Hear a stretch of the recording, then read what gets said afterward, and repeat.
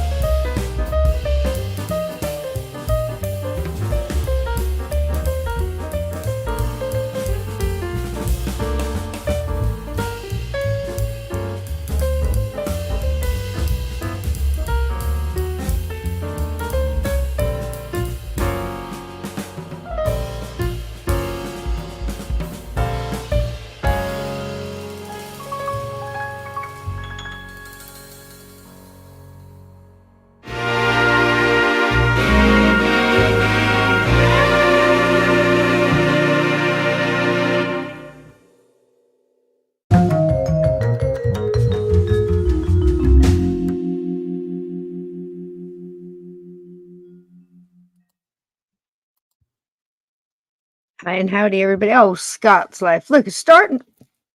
I appreciate you too, Scott. Thank you so much. What a lovely way to start off the evening. Love you, baby.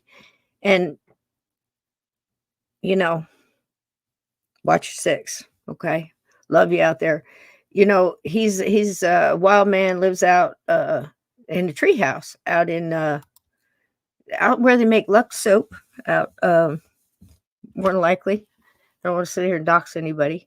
So if you know where they make Lux soap, that's not it either. Anyway, listen, this whole day, like yesterday, I don't know what's happening with the energy. I don't know if it's the moon. Again, thank you. Thank you all for being here. Does anybody know, is it a full-on full moon yet? Is it coming, or was that last night? Anybody know? So listen, first out the gate, Steve can't be here. It's all good. He is celebrating. It's Nicole's birthday, so happy birthday, Nicole. We love you, and enjoy yourself tonight. And it's wonderful to have good friends, because this young lady here, every time I call her up and say, hey, you know, we're going to do this show, which ones do you want to be in on? When can you come in? And then still last minute, more than once, she's come in here and decided to help me talk about wild episodes that she didn't even get a chance to research. She said, that sounds interesting. Let's dive in. She's never been afraid to do so. And I understand why. Because, listen, she's been in the medical field for decades, working on many aspects of it, as well as end-of-life care, which we all know, if you have abilities, that can just be an adventure. And she's a mom, and she's an author, and she's an experiencer. So let's get her in here, and thank her for popping in last minute. It's always nice to have friends who'll do this. Come on in here, beauty. Miss Lyn Monet. Hi, honey. Everybody. Hi. She's got my favorite shirt on. I had to, yeah. You're just gorgeous. Look at you. I could wear my shirt again. I like wearing my shirt. So you look gorgeous in it. Look at her. Oh, thank you. Thank you. Yeah, your shirt makes me look good. No, you make the shirt look good. Well, you both compliment each other. Let's just thank you. Thank you. Crispy looks good on you. You were mentioning about the energy right now. Right now, it's splitting, and so those of us, all of us that are in this room, are part of this. Please be patient with yourself. If you find that you're more sleepy, you're going to notice that some people are more irritable because of this raising of the vibration. When you're sleeping or resting, emotion. Yeah, that's right. The universe is exactly. The universe is working with your energy to elevate it, and you're going to notice some people kind of get left behind. So that's kind of where the chaos and craziness is. We're not quite there yet. Hi, Slow-Mo. Hi, Ted. There. I can see the chat this time. Hello. Hey, yeah. Aren't they beautiful? Yeah. Oh, yeah. Thank you, guys. Slow, so sweet. Ted. Scott. Hi, Scott. Sliding in here with a tenor. Look at him. There you go. Because he appreciates us. Thank you. Sweet. Yeah, we appreciate them. Yes, we do. I mean, okay, so tonight is the full. Is it, Jack? Full? Okay, well, that explains it. Because listen, and that too. I don't know what I have, or, Capricorn. I mean, Jack. That's not my field. I have experts for that. Or not experts, but, people wiser than me in that field. And I don't know what it means for my energy or what sign I was born in, how with the full moon stuff, it's like, maybe it's because I'm just so close to the animal kingdom, such an animal empath. It affects me the way it would affect anything like water, or, does it affect you the same?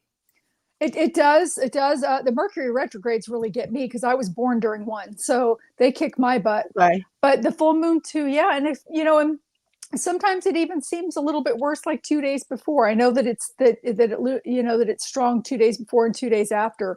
So I feel it too. But we've got a combination of things that are going on besides just that moon with that eclipse coming. We have much.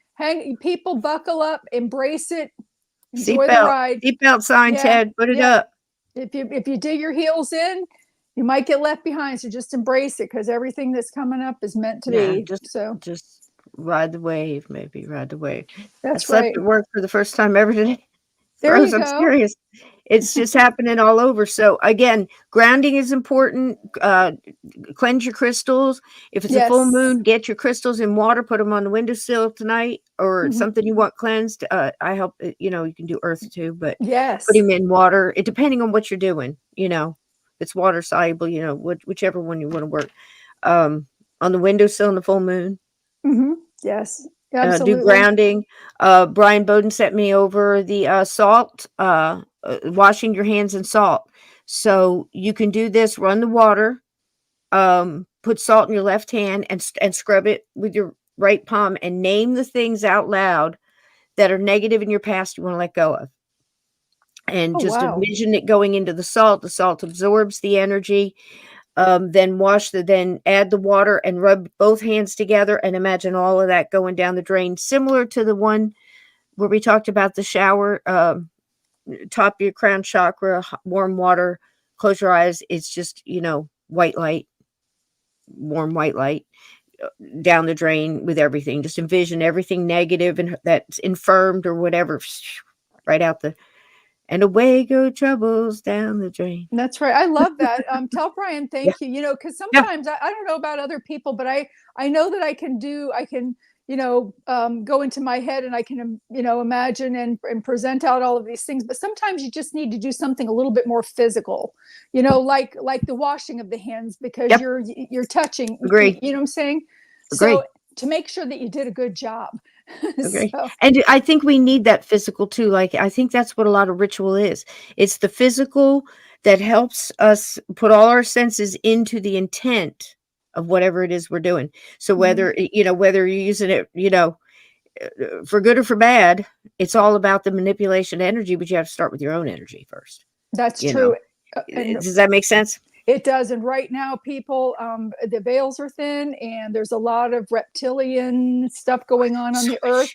My son was sleeping at my sister's house, and the house has been clear. And he said that the other night that there were 4 entities in the room, and one of them presented as my mother. And then as it turned to walk away, it had this alligator tail to it. Oh, So geez.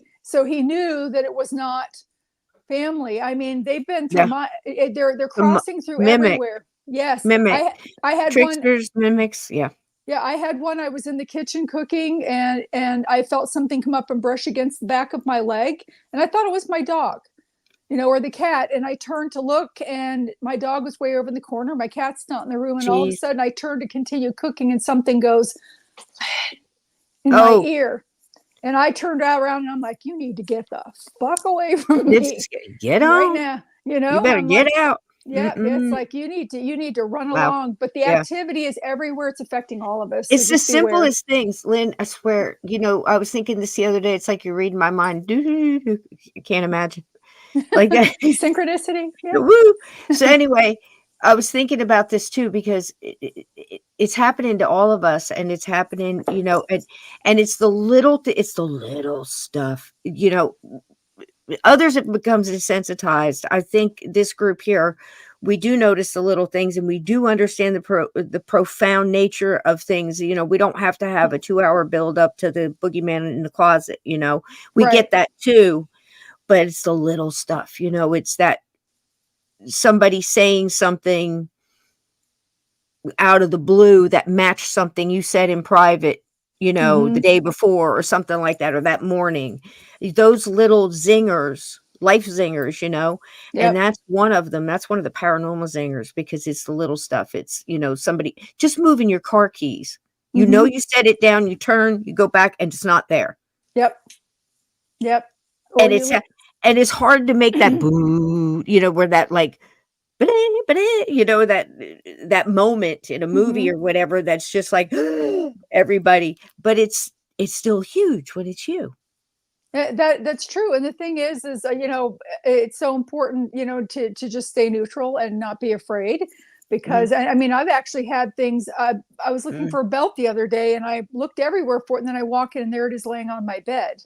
I'm like, it wasn't there before I made my bed. It was not there. But so many of the things, but they are trying to interfere, and they are looking for that shock value of it so that they can feed off the lush. And that again enables them That's to do what more it's physical all going acts. on. Absolutely, Exactly. darling. Yep. The loosh. It's been they're- about loosh for the past decade. I mean, Yep. really for forever, as far back as you can go, but it Yep. really turned up, with, if you knew all this, I hope you don't know the things that I worry about people, because believe me, it's dark, and that darkness, it has darker, I mean, yep. it's, and you don't, if you know that you don't, just, just trust people to understand it's there, because, it's really tried to turn. Now, the good part is, so's the other, and that's turning Yes. up too, the good. And you'll see that, and it's starting to get magnified and amplified, and you can see that as well. And that's where we step in as far as keeping the lights on. All you might get is a butterfly landing someplace at the right time, or whatever. Name your thing: the penny, the date, the affirmation from a stranger. All those little, life singers are good ones too. But those, like you mentioned, that's like a paranormal dart. Well, they're fighting for their lives right now because of the elevation of the vibration that we're all Like starting rabid to dogs, feel. yeah. I mean, if you think about it, if you sit, I mean, Bill said to me the other day, he said, you're different. And I said, in what way? He said, and I feel different. And I'm like, I do feel different. And I'm like, is Yeah. that good or bad? And he's like, no, this is this energetic thing. He said, I'm noticing you're brighter. You know what I'm saying? So And I swear, you know what Spirit's showing me, and I promise you, we will get to the Barker Gang and my Barker and Alvin Karpis. I've got some good stuff for you, but this is also important because you guys need to take this with you for this week coming. Yes, and absolutely. then Lynn and I are with an outstanding. Now, I didn't get a confirmation, so I won't say the date, because it would be unfair if I say it before I got a confirmation from you. But it's the last of this month, if you know what I mean. And I had Spirit told me, Lynn, you're doing this with Lynn. I'm like, well, this is perfect, because it lands right after I'm done with this. I put the Barkers and the Karpises to sleep, and then move on to this next thing. They showed me, they're introducing, and I say this, understand what I mean when I say this. I totally believe this, because I didn't find this on my own. This is like when you sit down and there's a magazine with an article on something that you're, the timing is incredible. So anyhow, it is let me get the names right, a direct voice medium, archives and decades of transcripts and conversations with the other side. When I'm hearing these words from a ghost, Miss Smith, or whoever it is that they say they are, because we know they can lie dead too. So anyhow, taking them on their word. Okay. The things that I'm not so much paying attention to that, I'm paying more attention to the inflection in their voice, because it's doable. It's so exciting. I mean, it's like the energy is crazy, Lyn. Just now, I'm sure you're picking up on it. Yes. So the thing is in the 60s and the 70s, there was a group sitting and doing groundbreaking work on communication. And if we don't bring it to the forefront again, it's going to get lost. That's one. Number two, I'm so excited about finding it. Number three, it's clicking with everything that I've learned over the decades in the same subject. Also, same as you. Why? Because it's true. Is my only conclusion I can come to. Is because it's true. No matter what decade. No matter what decade, it was true. So it's not your let's not say skeptical, but your inquisitive mind. You can't even break that apart, because it's not that these people wrote it in a book and then somebody read it and wrote a book about it, and then it transferred on the information, and we're still receiving that information in our time. It's not that. That doesn't make any sense. This is a bunch of different people that have passed over in different stages of whatever that means, and coming back and saying the same things that we're hearing from them today. And that blows my mind. And I think it would be wonderful to go over that at the time we were talking about, especially in the timing of when that show would fall. You picking up what I'm putting down? Yep. Yeah. Yep. And they said you. And So I'm honored. I'll be there with my shirt on. I love it so much. So this is going to be amazing, guys. Okay, because I'm just trying to find out what's the best way to present it to you. I'm thinking a couple of transcripts. Maybe Lynn and I can read them to you. A couple of actual recordings so you can hear it yourself. But the amazing thing, Lynn, is the way that this one lady, she's part of this spiritualism group. They're not all spiritualists, but loosely, whatever, they all say different stuff about themselves, whether from a university or whatever. They have come together and they did this, like, I don't know how many times a year for decades, apparently, at least 20 years, right? So that's a lot of data. And they have spirit guides that are with this medium. Now, the medium's name is Leslie Flint. Have you ever heard of him? Okay. And the way they did stuff was all very 70s. If you catch my drift, they're all sitting at the table. They've got the recording, and they're all sitting around the avocado green living room, and they're all just chill about it. They're all, oh, is this the spirit? One of the spirit guides' name is Mickey. Have you guys ever heard of this? Vixen, have you? Ted, Glenn, you guys usually know some of the Jack. You guys usually know some of those really deep, dark, things out of like left field information. But anyway, so going back to the avocado green living room. So they're all sitting there. The spirit guide comes through now they're familiar because he often comes through and brings in other spirits that might not have enough energy or know the way or whatever. So bringing forward, you know what I mean when I describe that. Mm-hmm. So they're bringing forward these spirits. They just start to speak, and they're describing how funny it is to try to remember how their voice sounded because they only speak telepathically on the other side. Again, another snap, another confirmation, validation. And none of them are disputing this. They come through all matter of fact about this stuff, right? Mm-hmm. And they're starting to describe that somehow, with the intent and energy of those gathered in the room that have become very familiar and all there just to help others, that their energy all comes together and it almost forms a type of energetic vocal cord type of thing through this medium. And they have to think and remember how their voice sounded and project that by using this. Some called it a mechanism. Some called it a gadget. Some called it, and laugh because they don't know what to call it. They're just being told, just remember how you spoke and try to think your energy. It's incredible how they try to describe it. So I think it'll be fun unpacking all that.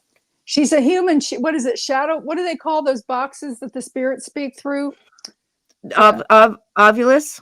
Is it the Oculus? Ovulus? Well, I mean, that paranormal investigators take and they'll ask questions and the spirits will talk back through the box. The one with the white noise? There's so many. Yeah. I don't know. We need a paranormal investigator. Where is one? Can somebody answer that? Yeah, I can't think of it, but it's like a human one. I think it's an ovulus box. Ovulus. It's a human ovulus box. There you go. And like you would think too, almost like a theremin as well. Mm-hmm. If you think about how that energy just, and the bending of it, and that's what I'm visualizing. So I would love to unpack this with you. That's what you got coming up, folks. We're going to talk. I'm going to send Lynn some things, and then, you could surprise me with whatever.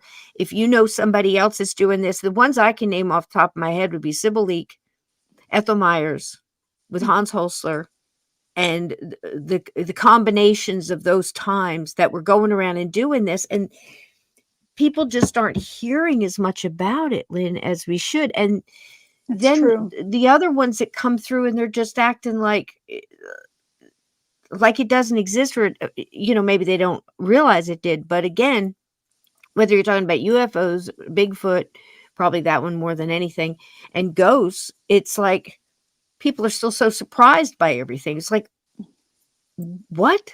And maybe Yeah. that's me just because I've always been interested in it. It would be like, me going to visit a mechanical engineer or something and I don't understand what they're saying. I just don't know if that's it or people just don't want to know about it, Lynn. What do you think? I think that They, they're afraid of it. There's and elementals too can be thrown in that because I've been learning a lot about them and people they're not talked about as thank much you, as the Jack. other stuff is. Here we go. But I think everybody has. I mean, they really know, but they've learned to be Spirit afraid of it box, for yeah. whatever reason. So it's more of a fearful thing, I think. Yeah, spirit Shadow- box, yay! Shadow box. You know I what a was gonna shadow say box shadow is box. to me? I'm a I was a craftologist for AC Moore for 10 years. So the stupid words we make up, like domestic engineer. So anyway, craftologist I was. I actually said it on my badge. And to me, a shadow box is like almost like a what do you call those? A diorama, like you would put something in a frame, but it almost has 3D, and you would make Yeah. a picture with paper that Mhm. would go back and back and back and just create this scene. That's what I think of when I hear shadow boxes. Yes. But we had the answer there. Jack gave Spirit it to us. box. It was Yeah. Thank you. it was Thank the you. and the Ovulus too. That's another one. So a Mhm. lot of these are known for their name and their type, like the FLIR camera and the infrared and the thing where they do the little skeleton jumps because it detects motion, so it makes those stick Mhm. figures. It's incredible. The stuff is incredible. I saw a young group, probably one of the best paranormal investigations on video. Kind of, when you see one, it's just done well, and it's not Mhm. a lot of crazy stuff. It's just two guys out there with a camera guy.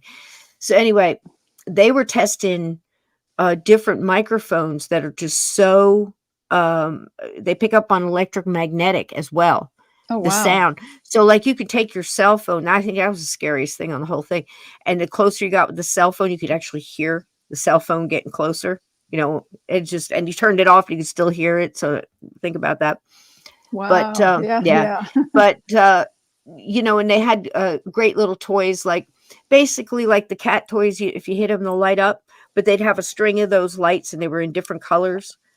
And the laser curtain. So you have the laser dot. So if something walks, you can see. Mhm. They just had all this stuff and it set up in the cellar, and it's like 12 hours later, we're all plugged in and ready to roll. It just seems like it takes so long because it's only a couple of guys, but they don't have the B team that goes in and sets up for them. But they got a lot of good, responsive, intelligent reaction, I would say. And a Wow. lot on the different, they had something really wild. Maybe you guys will know what I mean. And no way, this is my field, so I'm going to take a wild stab at it. But it was kind of like virtual reality, where you would have the goggles and you're seeing something, you think you're there because it's so real. It's supposedly blank and very much like the piece of equipment where I guess the entity, ghost, earthbound, whatever, spirit, thinks of a word and the word will come out and spell. And sometimes it'll say it like run, or whatever, Mhm. ghost, most of the time on TV, it's a demon, that's, so anyway, or get out. That's the most on the TV. Mhm. But, it's like that, but with pictures. Oh wow. I know. So it would say the kid would be, basically blindfolded sitting down. Mhm. And he's like, okay, well, show me what you look like. And the first time I saw it used, I'm just glued to the phone. I'm watching this thing like, like a kid. And it showed, he's like, oh, getting a picture, and it's forming. And it's this, I don't know how to describe it. It was a really goth, really cool illustration, kind of something you'd see in a, haunted house maybe. It had a really Wednesday, what was her name? Wednesday Addams feel to it. Like that girl with the braids with the Mhm. on the Addams. Yes. And it was just black and white illustration sketch, and it was of a little girl kind of sort of dressed like that, with short hair, but she's holding her head. She's got no head. She's holding her head. And this is what it shows him. And I'm like, what? What? No way am I doing this, because it was just crazy. And I'm thinking, is this all the time they're showing stuff? What is it? This equipment we have now, and how accurate is it? And where are the thoughts coming from? Are they coming from him? Are they coming from a ghost? Are they coming from? I have questions. Have you ever heard of this? No, but it sounds very, very interesting. Oh, it's However, I wouldn't want somebody using it on me if they can read thoughts.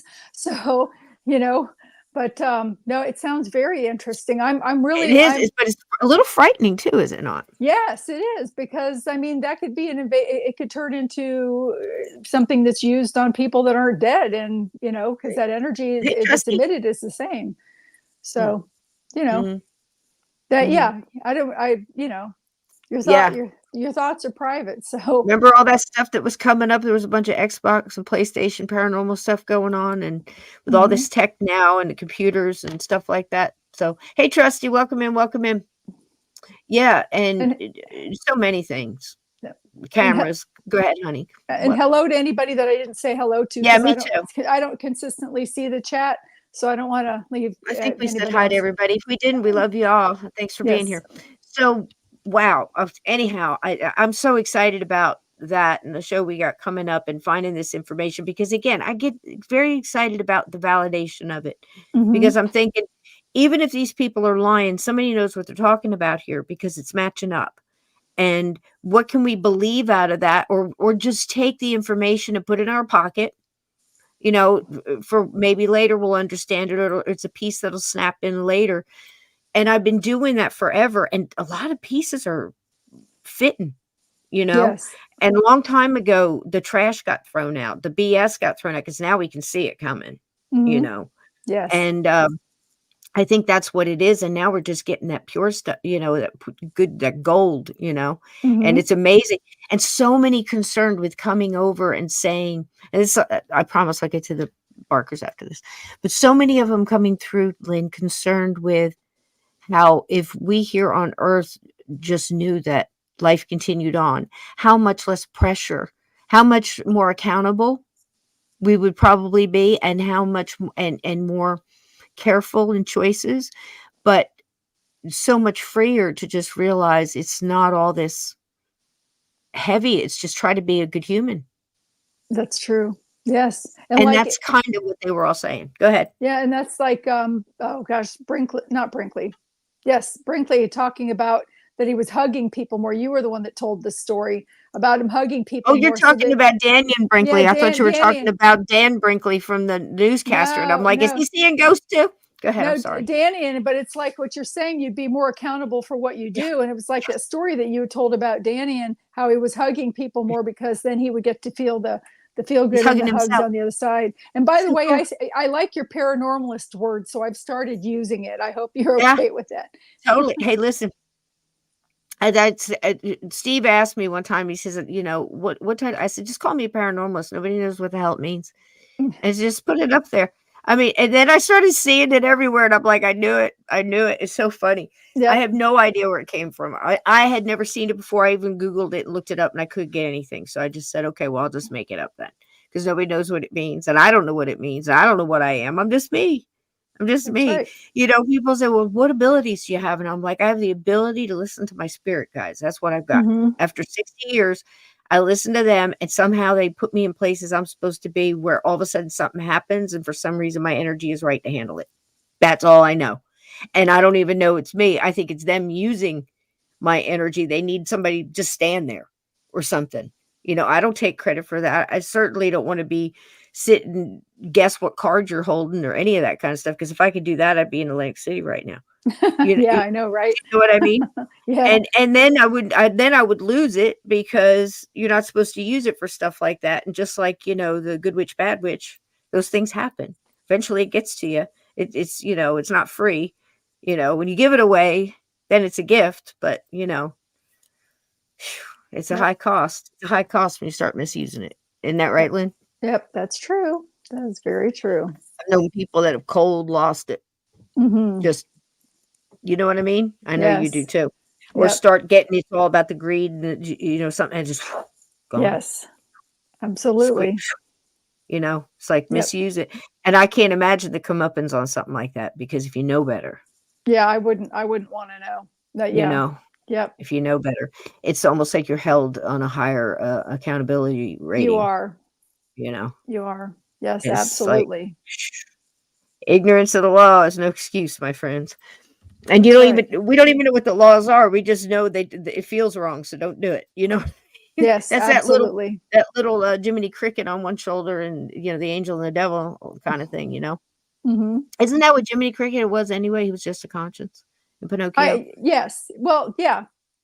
Yeah, wasn't he? he was an imaginary friend too, wasn't he? No, yeah, he was more of a conscience. Yes. Kind of, sorta. I guess. I don't know. It's been a long time. I know. I look at Pinocchio now a whole lot different than I did then. Yeah. I mean, this in your face stuff, man. I'm telling you. Woo, Lynn. Yeah. Lynn and I try so hard not to, we're on the internet. But Lynn, when I have my Rumble channel, you can come on over. We'll make a play date. You can come over and we'll just talk till we pass out about all the things we can't say on the intertubes. Yes, I would love that. That would be great. Yeah. We can get out our sock puppets. We can act it out. We can do all the things and go, whoa, because we're just listen. I've had taken so many phone calls and so many messages this week with people and the stuff. I think at one point in time somebody said the dinosaurs were coming back or something. I don't even know. Listen, get your bingo cards. Fill them out. This is what I'm doing. I'm buying extra bingo cards and I'm just filling all the squares in with the most nonsensical stuff. I've got dinosaurs coming back on there. I've got Sharknado, I think I've got on one of the cards. Listen, just fill it out and you're bound to hit. You're bound to hit, because who had monkeypox and who had, what was the other thing? Murder hornets. So be forewarned, fill out all your bingo cards, buy extra. There's no limit to the crazy, and I want everybody to be a winner in That's this. for sure. Okay, there you go. That is for sure. What do you know about the Barkers, my friend? Barker Karpis Gang. I don't, and so That's beautiful. I'm really looking forward to this, so that I can enlighten me. It's been spring break for my daughter, so I have kind of been off the wire. I was hoping you knew nothing about it, because what I wanted to ask, I wanted it to kind of be a clean thing. Okay. So it's a clean thing. That's there for you sure. go. That's so cool. So keep it clean. if I said to you, Ma Barker, and you got any visual at all, what would it be? Nothing? You just no recall on that at all? Or did you know that that's probably a gangsta or what? Yeah, I mean, it sounds like a gangster name. Somebody with dark, you know what I mean? Darker hair, kind of either something with a little bit maybe of an accent, not like necessarily European, but New Jersey or you know what I'm saying? Or New York, or something different. The thing about it is something that you're going to love, because just like with Bonnie and Clyde, now this was an episode I did a long time ago, but I know you and I have talked, that they wound up killing Bonnie along with Clyde in that car in an ambush, in an overkill from like hell. I mean, they just kept shooting that car till they fell out of it, and then they displayed her naked body for I don't know how long. I mean, the stuff that they did, it started to, first of all, they did it, and then they tried to cover it up by making her look worse and blamed some of the killings. In fact, that one killing on Easter morning, I think it was, a police officer got killed on a dirt road, and it was somebody else, but they pinned it on her to make it more justifiable that they had killed in this manner and acted in this manner, right? Yeah. And it seems that it's a pattern that has continued well into our times, and Ma Barker was one of those as well. Oh, really? And I mean, and really, wasn't it that Bonnie never actually shot anybody, right? I don't believe she did. I can't say that she was, I certainly would never go as far as to say either one of these people were innocent, but they definitely fit the pattern of, I would say that Bonnie probably shot guns, probably not as much as people would think. It is very probable she sat in the car most of the time, whatever. But people remember the pictures of them posing with the guns, and Bonnie was definitely part of that. But that was also something people did, Yeah. funning around, and they're on the road all the time. I mean, this is no life. I don't know why anybody would pick this life, but I guess compared to what they were experiencing when they chose this, it sounded good to them. I don't know. But they did the same thing to her and lied about her. And J. Edgar Hoover was just coming up into this. So J. Edgar Hoover is getting handed the Bureau investigation and putting into being the head of as a young age. So real go-getter. I got to admit that. Crooked as a day is long. You know that as well as I do. So and I don't just mean because he's dressing up in his mom's clothes and dancing in front of the mirror in his office. That's weird behavior. And at that time was willing to spend your entire life covering it up at all costs because of the times. So that's why it's relevant. The rest of it, the down and dirty part is he was willing to screw anybody over. He didn't care who it was, whether it was the Kennedys or Marilyn Monroe or Starr or nobody on the street or his own men. Elliot Ness, he was never worked for Hoover, but he didn't want him to because his star shined too brightly. He did the same thing to Melvin Purvis. Purvis wound up killing himself because here Melvin Purvis does all the hard work and shoe leather on getting Dillinger. Sorry, I'm talking real fast. I'm just trying to catch you're fine. You go ahead. So Purvis puts it all on the table and was a terrific, soldier for Hoover, but he shined too bright, so Hoover had to tap his little light out. So he did some more, corrupt stuff, and Purvis wound up killing himself.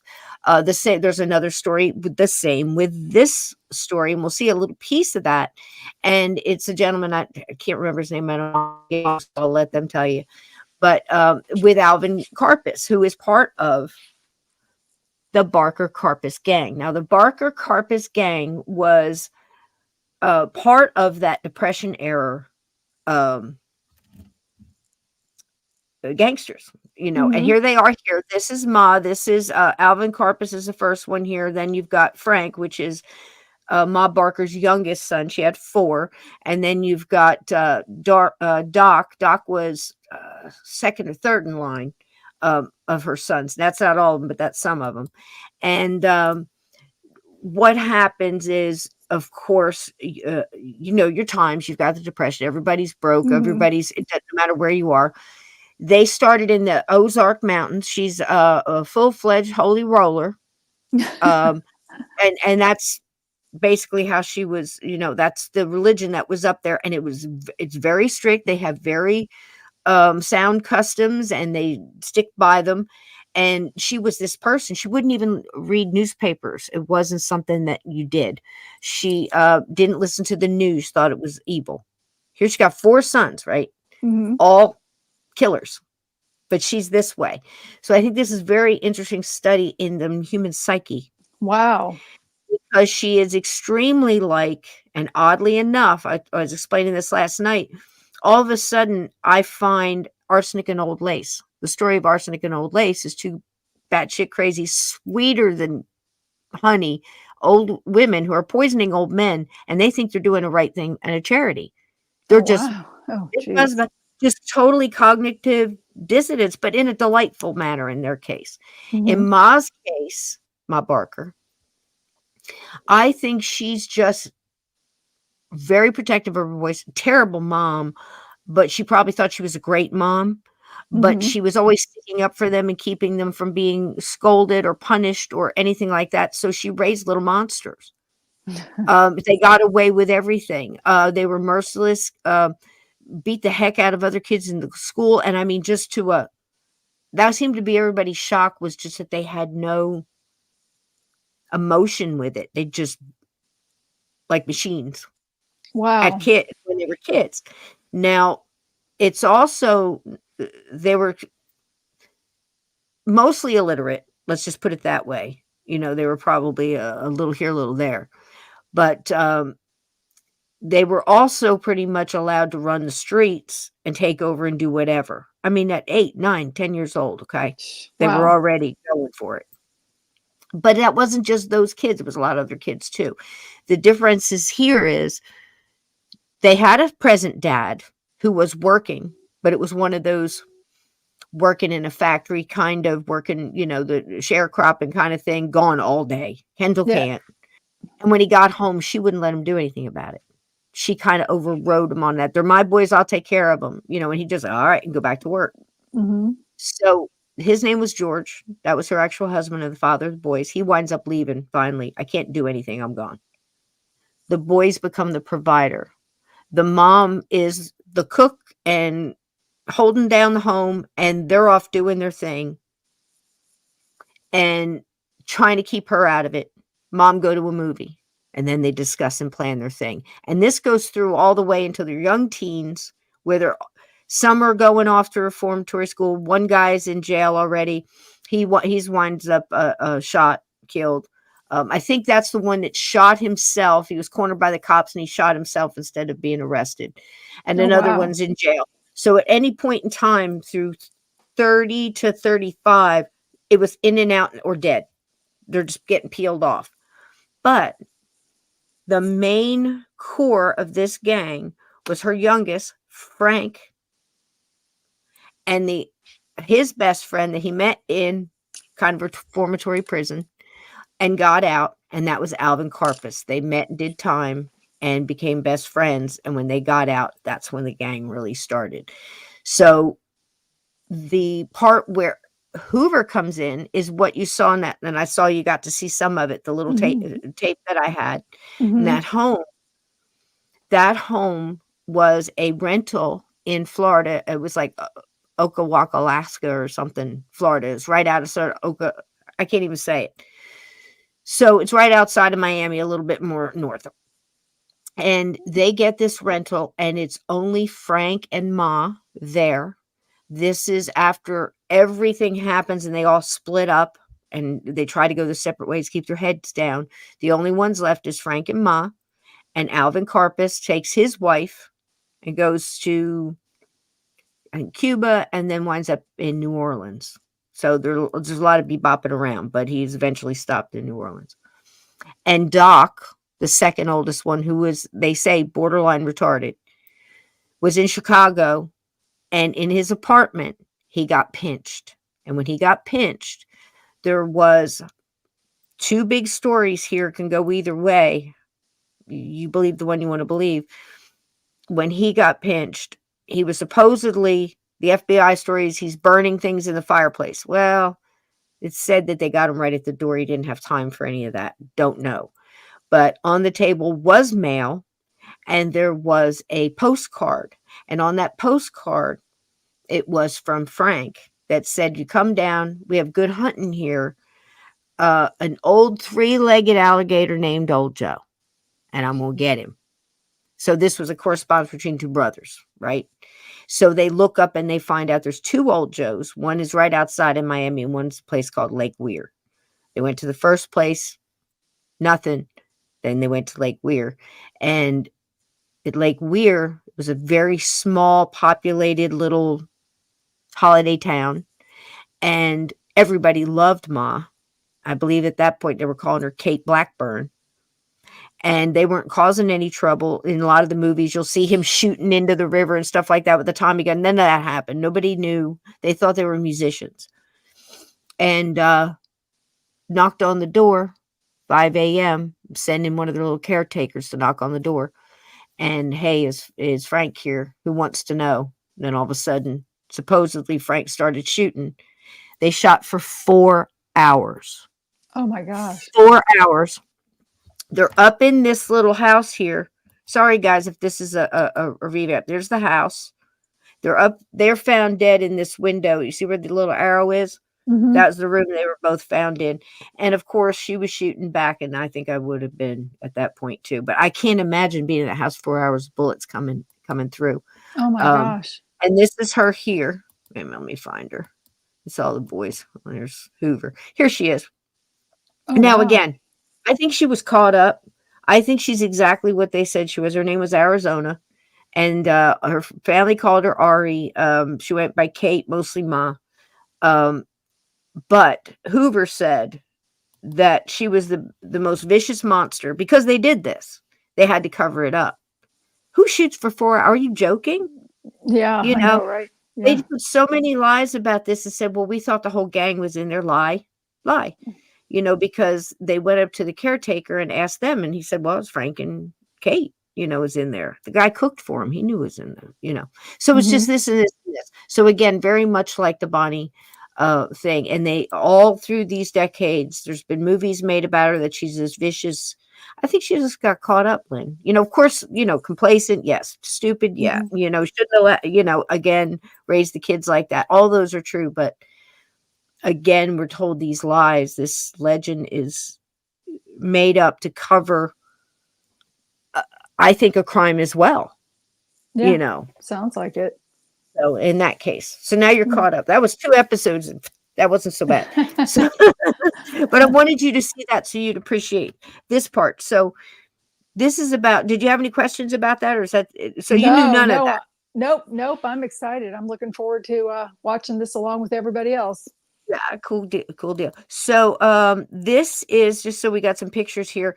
Again, there was like 24 to 25 different interchangeable people in this gang. It depends on the bank robbery. They started out basically, Frank and Alvin would start out boosting small things like clothing stores. They wanted to look sharp. They thought gangsters dressed for the part.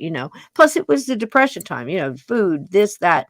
They did those kind of things, and then quickly moved up to bigger and better things, and then on to banks.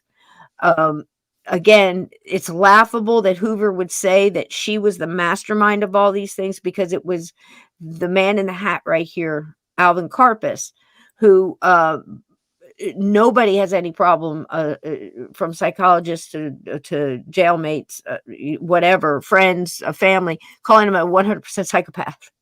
Oh, wow. But they tend to be very smart and deliberate and precise, and that's what he was. And he wasn't so much as he honestly admits that he has no overwhelming feeling for the people that died. He says it's sad that it happened. He said I heard him with his own mouth say that people tell me I should feel these things, but for some reason I'm missing that part. But I can see him have emotion for himself, or when he feels like he's been done a little bit wrong or was a little Mhm. bit too much. And that was very interesting. Frank is the young one top here, and Frank was a stone cold killer. He had that. You could see it. He had nothing, no compunction whatsoever. He did a lot of the killing. They killed at least 14 people that we're sure of. Oh, wow. And most of it, I believe, was Frank, and some of these borrowed guys like Volney Davis down here and Jess Doyle. Like I said, interchangeable with other gangs. Some were borrowed from Capone, some was from Dillinger's old gang, that kind of thing. They were kind of like Mhm. bands, where they where they jump in. And the one who orchestrated it all was Alvin Karpis, because he was very good too at delegating out the duty and seeing who was good for what. And he was real precise with the bank robberies. They went from bank robberies, and then that's the part we're up to now, where Karpis is in a place called St. Paul, Minnesota. And St. Paul, Minnesota is what they called Safe City. And it was one of the famous safe cities where if you're a bank robber and you want cover, go to St. Paul. Grease all the palms. You can do whatever. They won't extradite you, turn you in, but just don't commit any crimes there. So they go to St. Paul, and that's where they are now. These are excerpts from a film done in 1974, and the name of the film, Lynn, is the FBI files. Are files on Alvin Karpis. And it is done in their words, and of course has the disclaimer in the front that says it's all factual. And there's so many lies, and this is not even funny. It's just it blows my mind because I probably watched this in 74. you Oh, know, in front wow. of the big Yeah. scene, and saw that and went, wow, this is how it went down. And that's how Mhm. everybody did. And Yeah. I think, you know what I mean? It just, oh, it irks me that, you know. So if you want some hot water, I'm going to get some hot water for my tea. I will be here. But basically, we are starting off in, where they are in St. Paul. And again, this is a town where everybody's palms are greased, right down to the police chief. I do have a little, after this little piece, I have my favorite author on this, Tom. And it's funny the way he describes it too. He says he started writing a book about this whole thing on Big Tom Brown. His name is Tim. Sorry, Tim and Tom. So he's talking about it. He goes, I had no idea the corruption. He said, you'd think, you know, maybe a couple cops being paid off, you know, like Al Capone in Chicago. Everybody was paid Yeah. off. It's nothing new. But it was so much so that the police chief, the mayor, everybody, and literally you could have murderers walking down the street, going to dinner, sitting at the same table with these guys. And as long as they didn't do any crime in St. Paul, Minnesota, Mhm. then you were fine. Well, guess what the Barkers did? They did. Wow. Okay. Yeah, that wasn't good enough for them. They pulled off a crime. They started kidnapping, and they Oh, wow. kidnapped people from a very prominent person, Mr. Ham, who was from the Ham Brewery in St. Paul, Minnesota. So he not only pissed off, they went and pissed off all the crooks too. Can you imagine? Now they got a thing on their head. So that's where we're starting off. I think you're caught up, and I need some tea. Thank you for that. Yeah, me too. You're I'm welcome, gonna get baby. Here we something to go. munch on. Okay. Take your time, sweetie. Quit, Alvin. I truly don't. Quit? You don't quit. You outsmart them.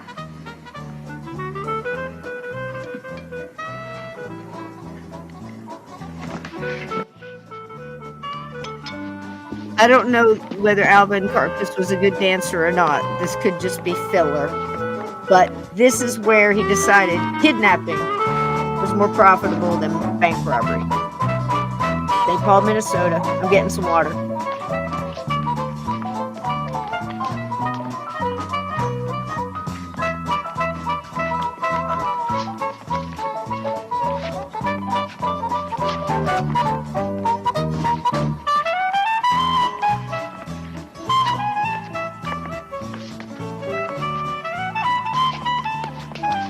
You're the only one's dancing. Show him a fancy leg. You're so happy all of a sudden. I'll give you a riddle. How do you get money from a bank without robbing it? Don't give up. How do you get money from a bank without robbing it?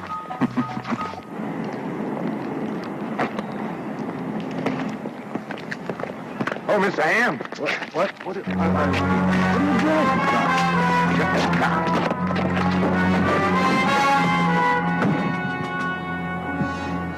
On June 15, 1933, William Ham Jr. of the Ham Brewing Company was kidnapped.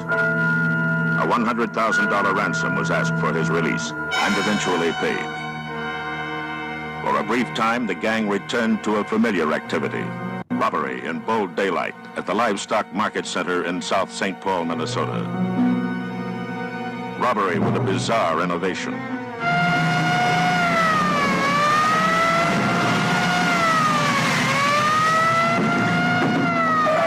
Hands up high! Keep them up! Keep them!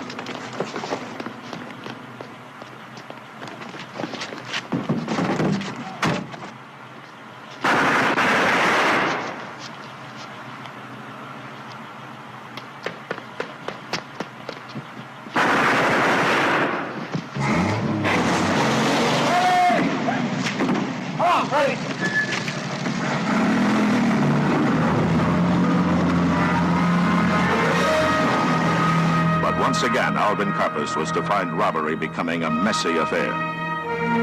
One police officer killed outright, another seriously wounded. From this senseless carnage, the Karpis Gang decided to return to a seemingly safer crime: kidnapping.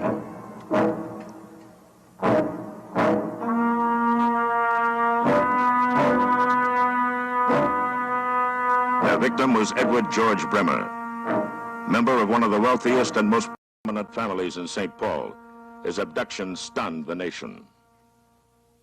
Well, I don't understand it. Criticism of law enforcement, but not one word against the people who are paroling murders and thieves to reinforce that gang. How do you justify giving a convicted murderer a 2-year leave of absence from prison? A man who immediately joins up with Karpis. I don't understand that. Sir, the Bremer family just received a ransom demand, $200,000. All in small denominations, 5s, 10s, no consecutive numbers. We'll do nothing that might interfere with Bremer's safe release, but I want the serial number of all banknotes recorded and circulated here and abroad. Yes, sir. For 3 weeks, Edward Bremer was held prisoner, during which time complex negotiations were carried on for his safe return.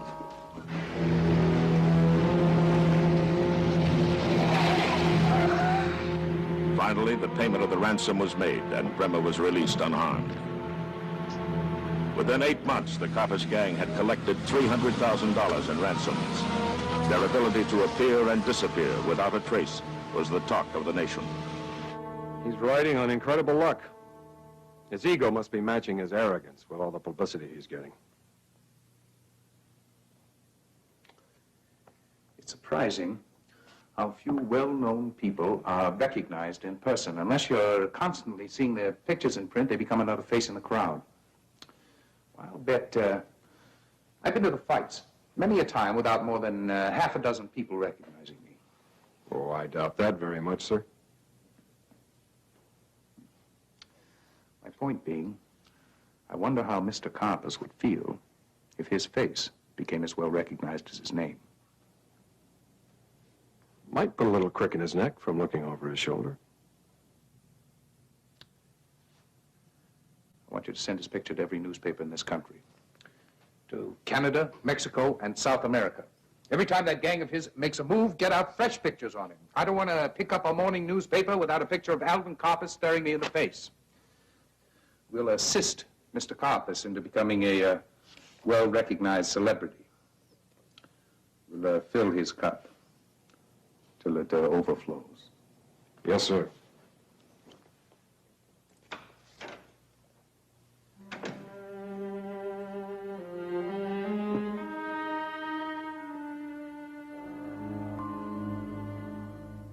One month later, in the Chicago offices of Dr. Simon R. Willards, an underworld practitioner who catered to criminals.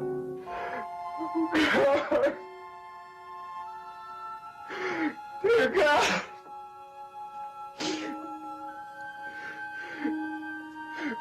This is awful. Did you get your license from the stockyard? Morphine doesn't always work for some people.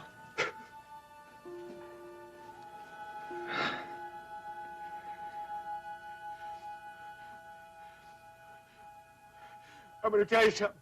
If these prints aren't changed, I'm going to come looking for you. I'm going to give you the same treat with a meat grinder.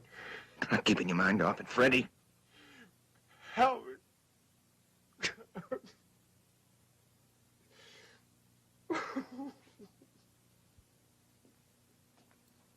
I'm sorry, I think it's the stupidest thing I ever saw. Why? Just wear gloves. It's a hard note for me. It would appear that Mr. Hoover is taking a personal interest in you. I may take an interest in him someday. That would be an ambitious undertaking.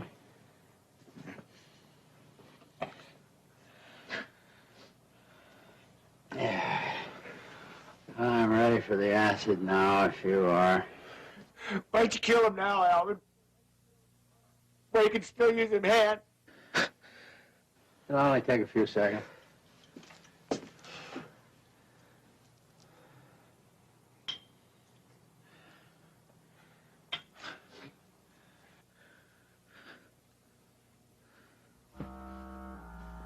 What's the J?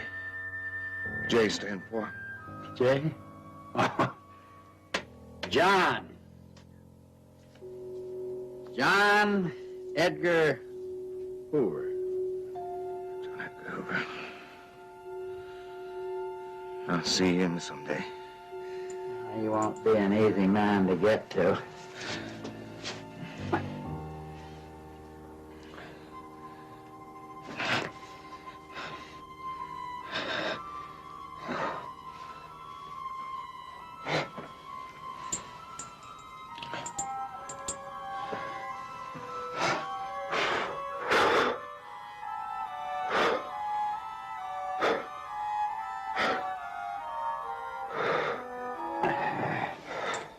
I'll do that again a little later.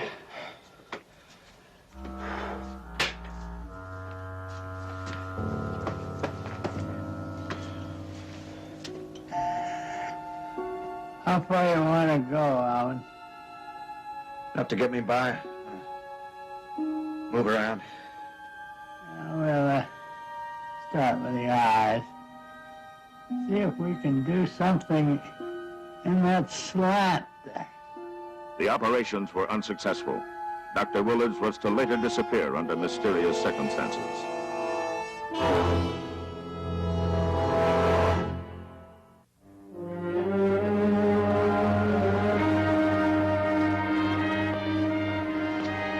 The recording of the serial numbers of the Bremer ransom money, despite their small size, proved an invaluable aid to agents.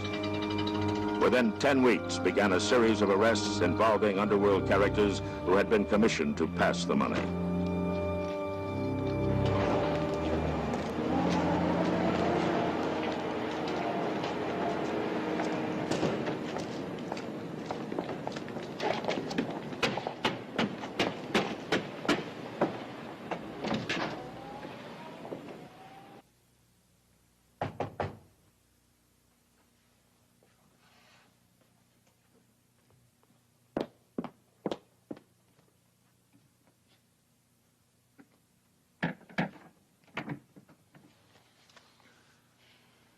Well, say you ever split up with old lover boy, let me know. You hear that? Stop taking me for granted. Get respectable. Hey, picked up Brown and McCarthy in Chicago, Alvin. Yep.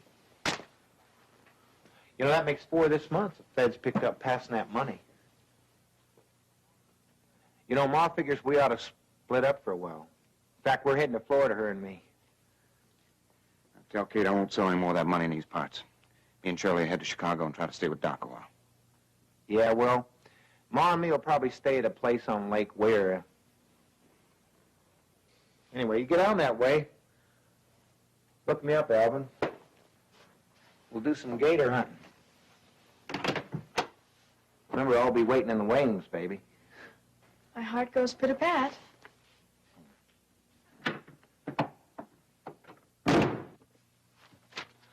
What's this about Chicago? I'm thinking of joining up with Doc Barker there. Alvin, I gotta give you my opinion about the way we live. I think we should get out of the country. You're still putting your picture in the paper every day and somebody's bound to see you. All that went for nothing. Didn't change your face at all. Yeah, maybe we'll head for Cuba for a while. Yeah, make it Cuba. On a couple of fishing boats there for a while, make a good...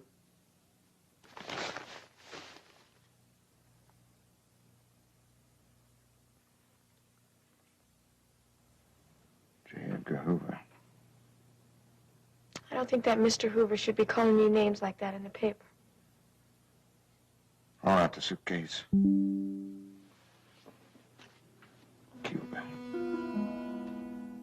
In the spring of 1934, a series of crime bills signed by President Roosevelt enabled agents to move on broad fronts against the roving gangs.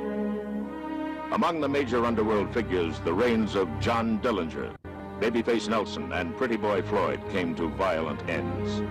Still at large were Ma Barker and her 2 sons, Fred and Doc, and Alvin Karpis, who was living with Shirley at Veradero Beach, Cuba.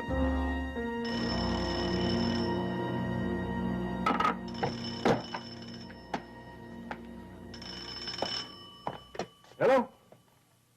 Yeah, operator. See. Hey, Doc. How's everything in the Windy City? Well, everything's slow here, but it couldn't be smoother. Yeah, I got an old friend of mine buying Cuban gold with that cash and converting it to fresh dollars. Yeah. Oh, no more than a couple of weeks at the most. Listen, why don't you rent us a place around the first of the month? Yeah, a couple of days either way. Yeah. I'll call before we head up there. Okay, Doc. You too. See you soon. María, aquí está la querida.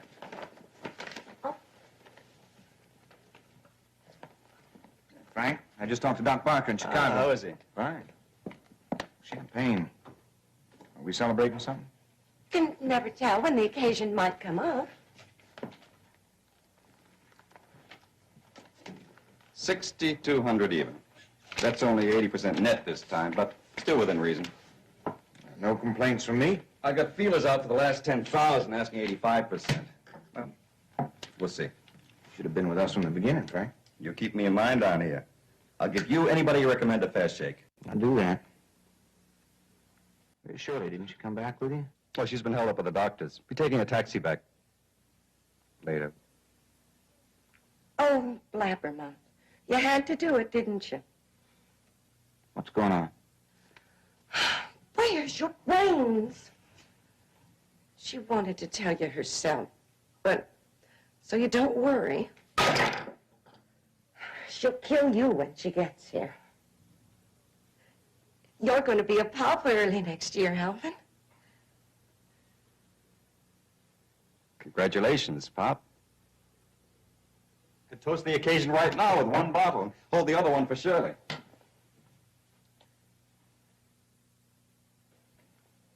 Kind of news really starts you thinking, doesn't it?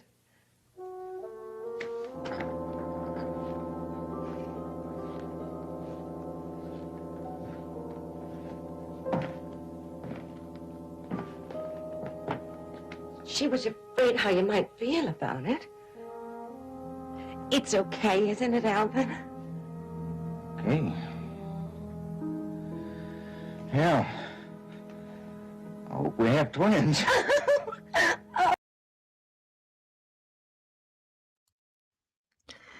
So I kind of stopped it there to let you know that he's really not this way, the way they're portraying him. He was, I believe, a little bit more methodical. He dated a lot of women. This one here, and it's Lynn Scott. Do you remember? The only reason I remember her, Lynn, was because she hung out with David Cassidy when the Partridge Family was hot back in the day. So she was in all the Tiger Beats and the what was the other one?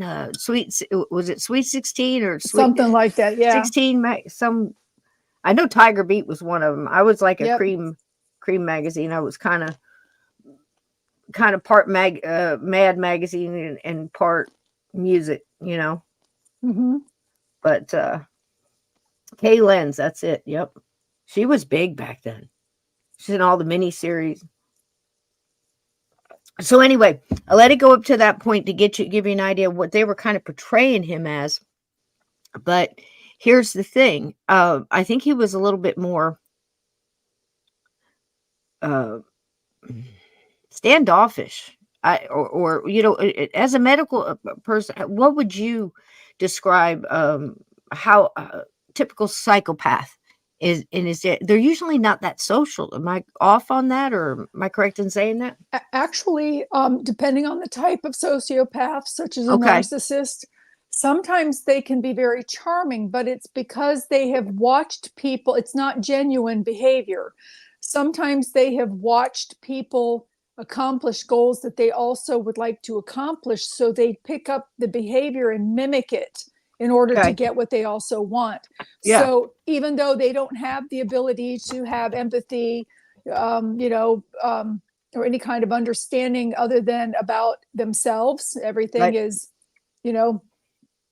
if you're driving down the road and a kid in the car has to go to the bathroom and you've got a sociopath for a parent, oh no, you can't go until he has to go. You know what I'm saying? So, but it is that way, but they can sometimes they can be very charming. only because it's learned behaviors that they're mimicking from watching somebody else. Right. It's and also to the fact of if I understand it correctly, and I'm certainly no therapist, but what's their goal? How can they use you? How can they use you to get to their next step? How can they benefit by spending time with you or putting up with whatever it is because it's annoying. And the only reason I would do it is because, you're the link in the chain. I need to get to the next, couple Absolutely. links. Yep. That's right.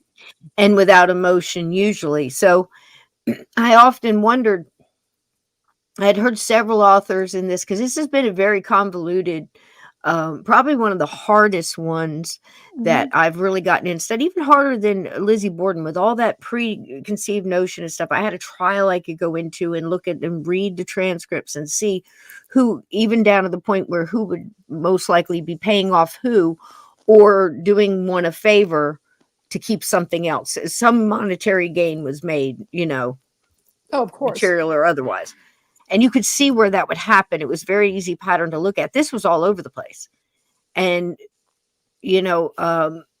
just breaking through the whole myth of Ma and why it was such a myth. And then going through the whole, how does that match up with things I know that have happened recently over the past couple of decades and very recently. And see how all of that fits in that same playbook. Yeah, no, because exactly. People don't even believe me that they did it to Bonnie. I'll still get people argue, and I don't do this because it's just a waste of energy, but they would if I really went in there. You say it once and they're okay, fine. But that still have it completely wrong. I mean, I was saying last night that somebody was in there defending Hoover. And I'm like, and I know the deep down, dirty, nasty things this man did. Yeah. Know it from multiple different sources. They don't know each other. Periodicals, microfiche, interviews, books, documents, whatever. Know it. And know how he was in cahoots with others like, big names. You may have heard them, like LBJ and people like this. Other people who use honeypots. I mean, it's the oldest game in town. It goes back in any direction in any culture you want to look at. Honeypots, whatever, blackmail. Oh yeah. We got something on you. You're going to do what we want. Yep. And you can see it in anything. So this was no different, but I think the thing that shocked me the most is I saw a lot of these movies. I saw some of the clips, like, you saw in that with, what was her name? Shelley Winters playing Ma Barker, where she's out there with a Tommy gun and the cigar in her mouth and the hat. It's like, yeah, my boys, the real mama bear with a Tommy gun, Yeah. I've seen older, fragile, ladies hanging out the window of the house and gunning down the FBI and stuff. And again, I don't know if somebody put the Tommy gun next to her body, if that was a plant in that picture, or if she did. I mean, if I was, I'd be shooting. I can't. But she didn't do. She wasn't the mastermind. First of all, you got to know how the story went. You got to say how it went so we can prevent it. For all the right reasons. It's the truth, and there's no reason to add to it. But at what point in time did they start becoming just as criminal and just as dirty, when they start making up things to cover their tracks and their mistakes and not seeming to learn from it and continuing the same thing and continuously, excuses for bad behavior. You know what I mean? It's like, oh yeah, so much of a story, Exactly. And that's not even the mind blowing thing, but go ahead. No, Go ahead. well, as we've learned recently, the news, Oops, sorry. Go ahead. Well, the news doesn't always report it the way that it is either. So true. So, and even back then, they wanted the ta-da moment of the story. Right, so, right. They would embellish it to, to get people to read, to buy the paper and read it. Oh yeah. Oh yeah. And that goes all the way back, Billy the Kid, the Tales on the Range, the dime store novels, like early comic books almost, And it was so funny to see so many things like in Young Guns or something like a movie similar to that would portray them reading about themselves in those magazines, and then that spawns the Challenger, the kid that grows up in the dinky town that wants to grow up and be the fastest gun in the West. So he hunts down and challenges the hero, or or the whatever, the fastest gun in the West, and winds up dying at a young age or some kind of stuff. I mean, 1,000 stories like this. But these guys, to tell you the truth, the kidnapping was great. This is the first one. This is a William Hamm. You see the headlines here. And the first one went off without a hitch pretty much, but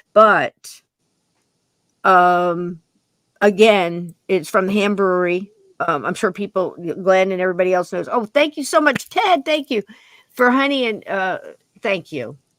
And a drop for some more. Thank you, sweetheart. We love you, Ted. Thank you, Tedders. Thank you so much. It's always so nice when you see something like that and you got help to pay the thing. It's another month for Cool Beans, because listen, it's like I don't for the time, wow, it's just it makes my family understand that I'm spending all this time for something, But anyhow, I do it because I like it.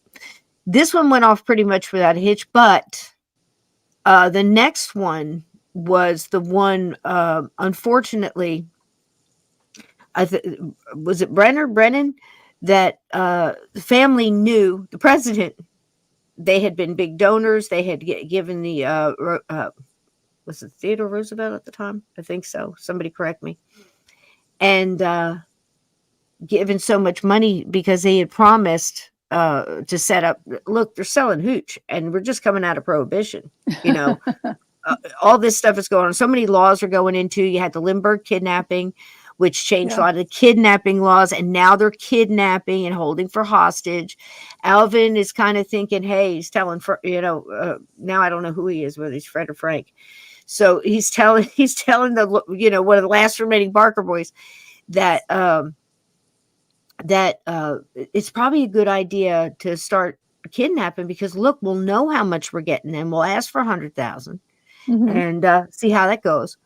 And it went off pretty well. They got their money. They asked for bills that couldn't be traced. They knew about that. And they knew about, they didn't think too much about consecutive, they thought about consecutive numbers, but not so much that Hoover and the boys would take the time to all of them write all the numbers down. Well, Hoover had a little thing that was coming in that was new, and that was those punch cards.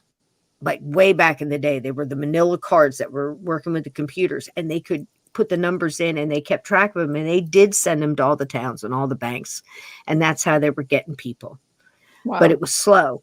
And they got another lucky break because the cops pinned the first kidnapping on the wrong gang. So they kind of skated on that one. So they got a little bit more zealous with the second one. And there was several problems there. Like I said, the family knew the president and had been big donors for his campaign because they were going to get a little bit back, kind of your lobbying. And the other thing was this guy put up a fight. When they tried, he dropped off his kid. They kind of ambushed him, get in the car. He's kind of a big, more like football player, linebacker kind of dude. And he's fighting back. And they're beating hell out of him.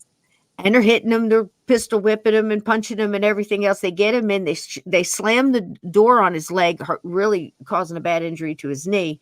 And this guy, and there's blood all over the back seat, right? So they go up and they change cars, because that was one of the ways, change cars fast, and they had a car waiting. They leave this car.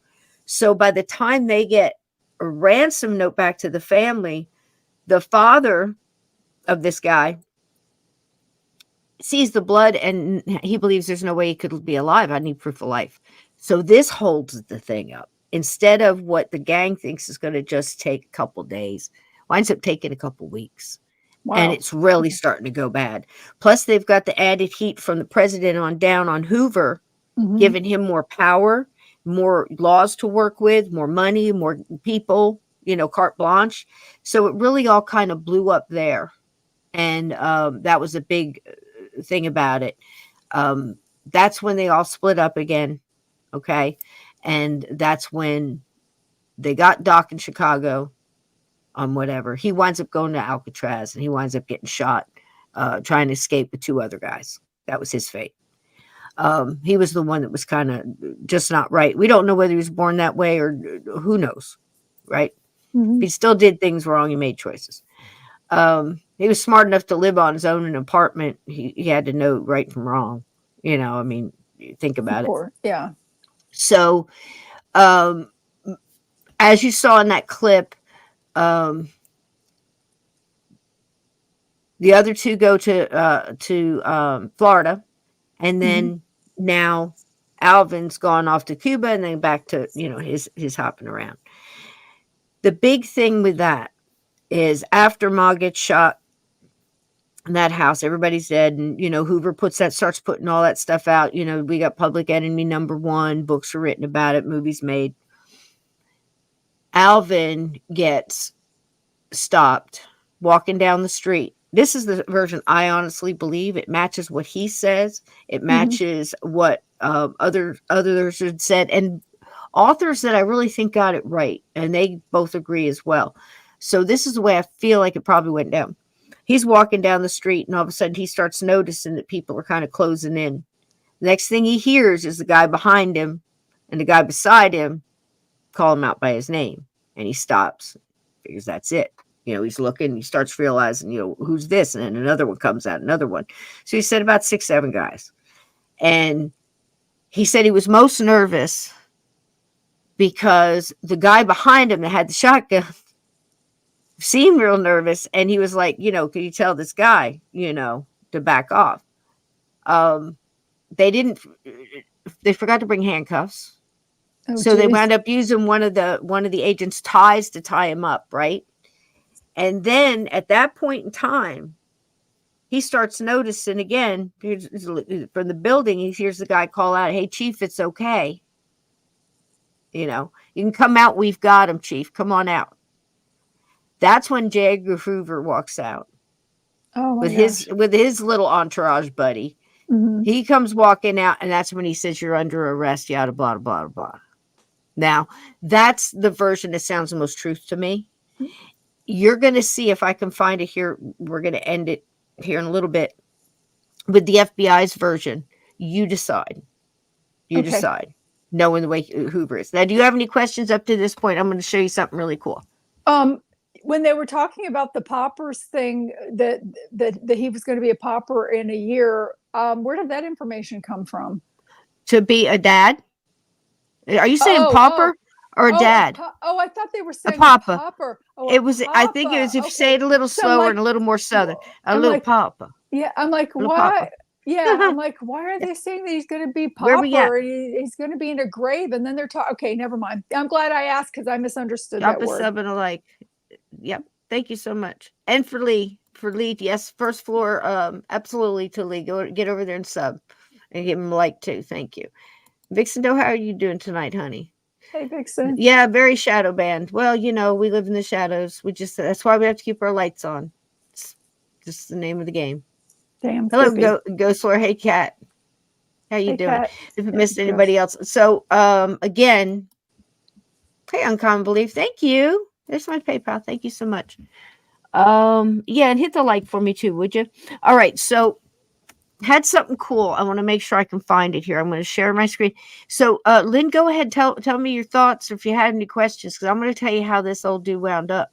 No, now that I was off track because I misunderstood that word, and I thought, where did that get thrown in? But now that you've given me that information, I'm back on track. I'm good. I'm ready. I believe her name was Dolores. It was the one that he did go to Cuba with for a short time. Came back. She's pregnant.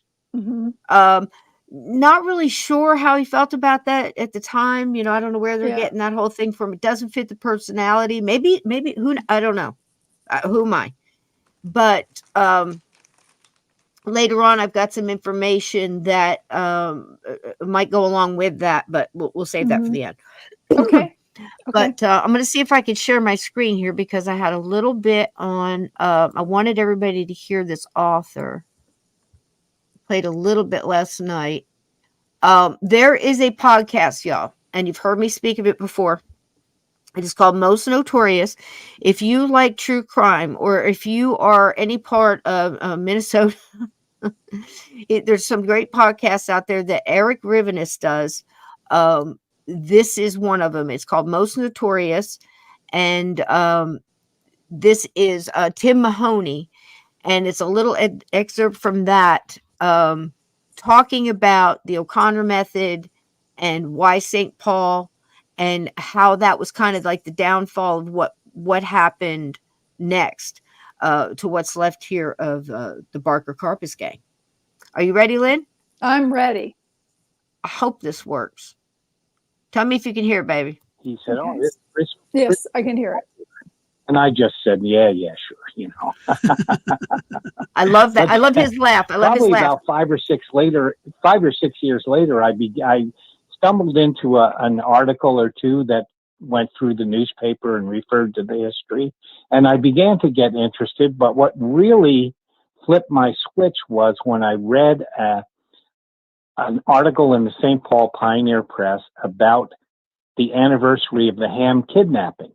At the very end of this story, which was written by Tom Webb, a business reporter for the Pioneer, he mentioned that that some people suspected that the police chief had had a hand in the kidnapping. And I thought, what? This I haven't heard. Kidnapping, bank robbery, sure, I know about that, but the police chief involved? So that just started me on a, research project that sort of took hold of me. My first episode of my Most Notorious podcast was with Paul Maccabee, author of Dillinger Slept Here. Great book. Right. Mm-hmm. But yours is Outstanding too. book. And they are very different, right? Well, some of the stories overlap. You've done a bunch of new research and come at the subject from a very different angle, wouldn't you say? Right. I think what had done before me is Paul's terrific book was basically geographically focused. I mean, he made a tour of the gangster era in a way. It was a lot about geography and what happened where. And my focus was really about Tom Brown and the corrupt administration, the corrupt politics and of the police and the St. Paul city administration that allowed the gangster era to flourish. It's not a coincidence that both the last stage of the Dillinger gang and the most dangerous phase of the Barker Karpis gang both were located in St. Paul in the mid-early 30s. That's not a coincidence. It's because they were allowed to operate there. And so once I found that, then I found my focus, which really was the intersection of politics, police, and crime. Yeah.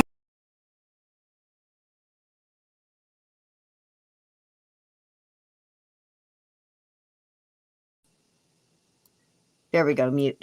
So that's just a piece of that. Get over there and listen, because these guys are just a fascinating episode, a fascinating book, and I wanted to pay it homage because, again, those two books that were mentioned there pretty much cover this one end to the other, as well as a lot of deep dives in St. Paul and, how everything went. And I don't know if you saw it, Lynn, but here in the chat, Glenn from Toledo. So he says they were there too, and that popped up in the film. Spent a little time there, and wow. Yeah. So at one point in time, the cops get close. They almost catch Karpis, and his girlfriend that's pregnant winds up getting shot in the thigh. He winds up getting away, in this movie, I believe they portrayed it where she was with another girl, a girl of the other guy. By now they're switching out and grabbing onto who they can, doing little jobs to get to the next thing. They made a lot of money. They weren't hurting for money. They wasted an awful lot of money. I think their tale, I've heard everything, Lynn, from now this is their time money, not ours, $1 million to $3 million in a 5-year period. That's a lot and of this money wasn't back then. enough, right? And during the Depression too, right? Exactly. Oh my and gosh, that's a lot. Can you imagine what it was like now? I mean, they were really, really I mean, they were good. Well off, And yeah. for somehow, like I said, the big mystery of it is how they were kind of quiet within all of these other big names that were really getting front page. So when the FBI kicked in and Hoover kicked in, it just really blew it. As you saw portrayed again, where he says, I want his picture everywhere. I mean, they really turned up. He had the means and everything else to turn it up. So it really is quite remarkable when you find out that this guy kind of stands out. And it's something else I hadn't realized. He stands out too because, let's see if I can get it right. He was, is this it? I meant let me this one. Actually, one of the only ones that lived to tell about it. So I think I got a little thing right here. And he was in a famous place that you all might recognize. Alcatraz.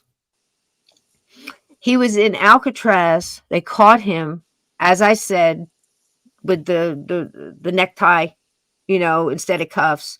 Hoover coming in at the last minute because he had to get the credit. And the reason he had to get the credit, Lynn, is because he was called out, and I can't remember whether it was state senator or congressman or whatever, embarrassed greatly because the guy asked him, Hoover, have you ever personally arrested anybody? And he had to admit, he kind of hemmed and hawed and said what he did do. And he said, no, if you ever, so you're just you're just a desk jockey. And it embarrassed him. And he used this whole Alvin Karpis arrest to kind of, jet him forward on this. But he also knocked out a couple of really good guys he had working for him in the FBI and did yet again just really screw over one of his own, actually 2 of them. So, I mean, it's just, it's sad and terrible. But I'm going to play just a little piece of this so you can get an idea because, Lynn, he survived. Oh, wow. Public enemy number 1. He became public enemy number 1 after they got Dillinger. And I'm sorry to rush you through this part, but there's so much information on this tail end to get to this part. So, he became public enemy number 1. Of course, a stick up the old Hoover, whatever. Department. So he goes and they throw him in one jail, and then because he was an escape chance, he got on the boat here to Alcatraz. We end up doing 26 years on the Rock. 26 years. Keep in mind, this is a place where you don't get out of your cell. You don't have any outside TV, radio, newspapers, whatever.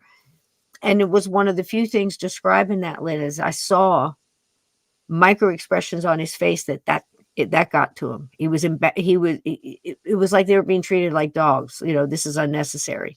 Because the cool part is he not only survived, but he left, did some interviews. He got out in 1970. Wait a minute, I will make sure I hit the right date. It's paroled. I bet you the chat will get it before I will. Parole. He got out in. Oh, wow. I'm sure they'll tell us here. He did 26 years, and I know he got out in like the 70s. And he did an interview. And he also, I found out for you guys, he did have contact with the son. The baby, because she's doing time. She was shot in the thigh. She's going to jail. Harboring, aiding, abetting, a lot of their girls wound up there. It's a long story, but anyway. So he winds up going there and gets out. They send him to Montreal, where he was born. He was raised in, I think, somewhere in Wisconsin. Maybe, I can't remember. But his parents were kind of cool. And they wound up adopting the baby and raised the baby. And when he got out of Alcatraz, and got paroled, he got sent to Montreal, wound up living in Spain. And I think in 76 he died. He was out anyway. He was out and free for 10 years. And he wound up dying in Spain. And the extra little caveat there is that for a very long time, they put it down that he committed suicide. And the official death certificate has been changed to natural causes. And the only reason that they said suicide is nobody bothered. They just saw the bottle by the bed and assumed and just, went on with it. Yeah. So it's been since fixed. And I thought that was kind of cool. So we actually get to at least for a few seconds here, listen to Public Enemy #1, a man who was in Alcatraz for 26 years, lived to tell about it, and then came out and got to write a book and, live a little. He said that his lawyer gave him $2,000 when he got out to get started. He had to leave Canada, wound up in Spain, and he worked. And everything after that was above board, did his book, and then he wound up dying in his bed. So crazy, right? Yes. All right. Let's watch a piece of this. If you want to grab some tea, we got just about 20 minutes left, and we'll watch about 10 minutes of this, if that's cool. You good with that, cool. Lynn? Yep, I'm good. All right, sweetie. Okay. Let me see if I can figure out how to hit the button. We've got it. I think this Good. is it right Yeah, I'm here. good. So you don't hear me crunching. I'm eating some almonds and walnuts here. So Okay. This is all right. I'll go ahead and show just a few seconds of this. This is so corny. This is done in we'll go back to Alcatraz in just a minute, but it has something to do with it. This is Alvin. He was sitting with this guy, this interviewer. It's so corny because they've got everybody dressed up as gangsters with the old cars and stuff, and they keep putting this guy through this to try to get this little interview with him. But it was just so corny, but that's how the 70s was. Here we go.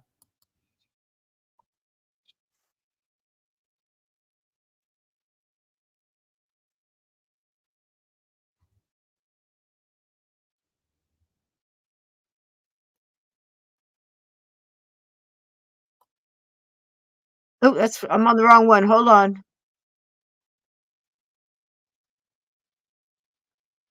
Golly. Did I do the wrong one? Hold on. I did.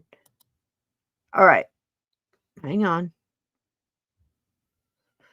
Do, do, do, do, do, do. One more time. Do, do, do, do, do. I gotta pick the right one here. Here we go.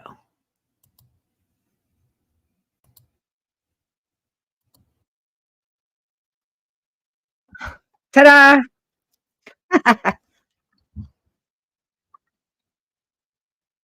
There he is. I don't hear any sound. Is there sound? Oh, you're not hearing it? Mm-mm. Oh, shoot. Okay, hold 1 second.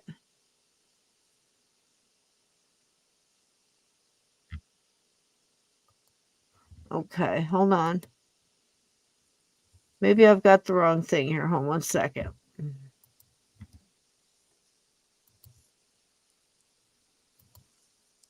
Might be the way the thing is set up. Let me try this one.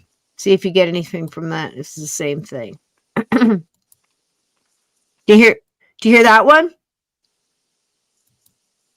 No. Nothing? Nope. I hear you. I don't hear anything else. Okay. Weird.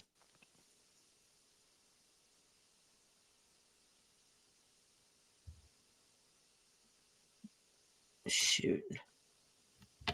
Okay. I mean, did anybody, any of our guests hear it? I mean, were they able to? Oh, yeah. Can you guys hear it? Did you no audio, Vixen? Yeah, we got no sound and it's muted. Okay. Let me try it one more time. Let me see if I can just close that one. me see what this one is. And check the settings. Okay. On that one. Check my settings here. Hang on one second. Technical difficulties and emotional damage. Okay. Okay.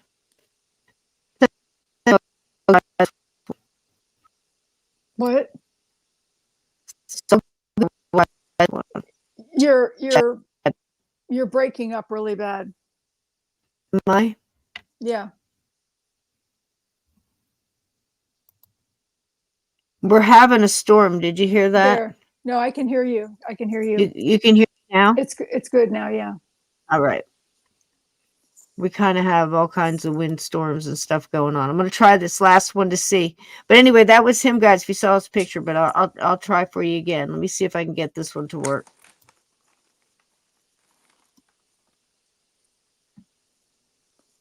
Okay. Set it just right. Okay. Go through all the steps. Short tab audio. I'll hit the tab again. Share audio.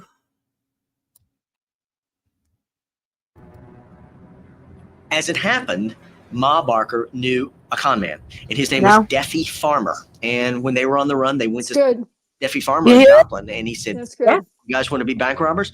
There's only one place to go in the United States. That's St. Paul, Minnesota."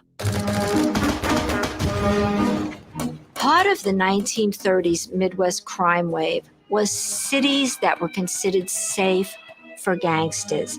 And one of those cities was St. Paul. And in St. Paul thrived a microcosm of politicians, police chiefs, and gangsters who worked in concert with each other. And they allowed any Midwestern gangster to check into St. Paul, provided that person agreed not to commit heinous crimes in that city. St. Paul had to deal with criminals. Don't commit your crimes within city limits. Pay the police department a weekly tribute, and you will be immune from arrest. And we don't care what you do outside city limits. This is why I love him. Watch for this. 3 decades by the time the Barkers got there. So St. Paul had everything a gangster needed. If you needed a bulletproof car, you could buy it in St. Paul. A Thompson submachine gun, you could buy it in St. Paul. St. Paul was really a department store for gangsters. For the next 3 years, we enjoyed the protection of the St. Paul kingpins as we robbed banks, pilfered jewelry stores, etc., etc. Until finally, we went for the big prize, kidnapping. Okay. So that's a little video on there. Look, you can go to True Crime Central and you can watch the whole thing. They did a great job on this. Absolutely great job. So got rid of that one to see if I can get this other one to work. Let me see here. Golly. Let me see if I can get this one. This one is kind of cool. All right. I had to take a bunch of them off to get it. I guess it's just the storms, maybe. You got rain over there. How's the weather where you are, kiddo? It's sunny, but it's coming Wednesday and Thursday. We're supposed to get storms. Is it? Okay. Mhm.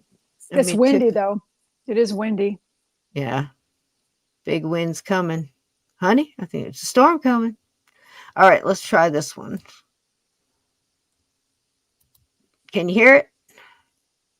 Here it comes. Oh, come on now. It's loading, I think. Yep. Can you see it? I can see it. I don't know. I can't hear it yet because it's loading. So Okay. All right. We'll give it a second. Yeah. Man, oh man.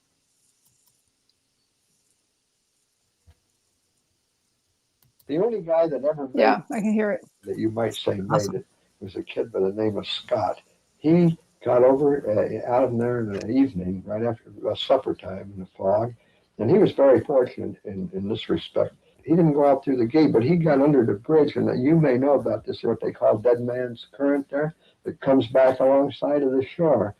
He was lucky enough to get into that, and he got up on the shore there right off the Presidio, and some little kids seen him and run home and told their parents. Well, when the police got there, hell, this guy was already in a state of shock. When they got him to the hospital, his temperature was under 95. So if they hadn't picked him up, he would have died right there anyway. But that was, as far as I'm concerned, that's the closest successful escape in Alcatraz. Did you ever consider escape? Many, many times. Yes. Matter of fact, it's no secret now, but I could have been involved in every one that attempted that occurred there while I was there. But I knew a little something about swimming, and I knew just what kind of condition I was in. And I wasn't about, if they had told me go on down there, we'll give you half a day, I wouldn't have did it, you know, I wouldn't have. From the famous movie with Clint Eastwood, Escape from Alcatraz.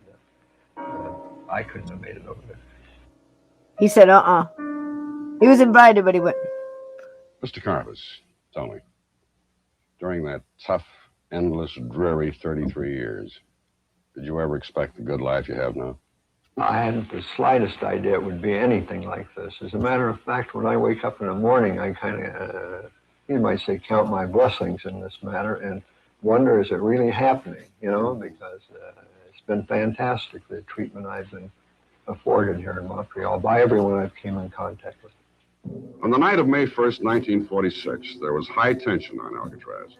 None of the usual shouted remarks between the cells, no rapping to the screws. The captain's office reported very few written requests for interviews, few ducats asking to be seen by the doctor. Everyone seemed to have something on his mind that night, something to keep him quiet and thoughtful.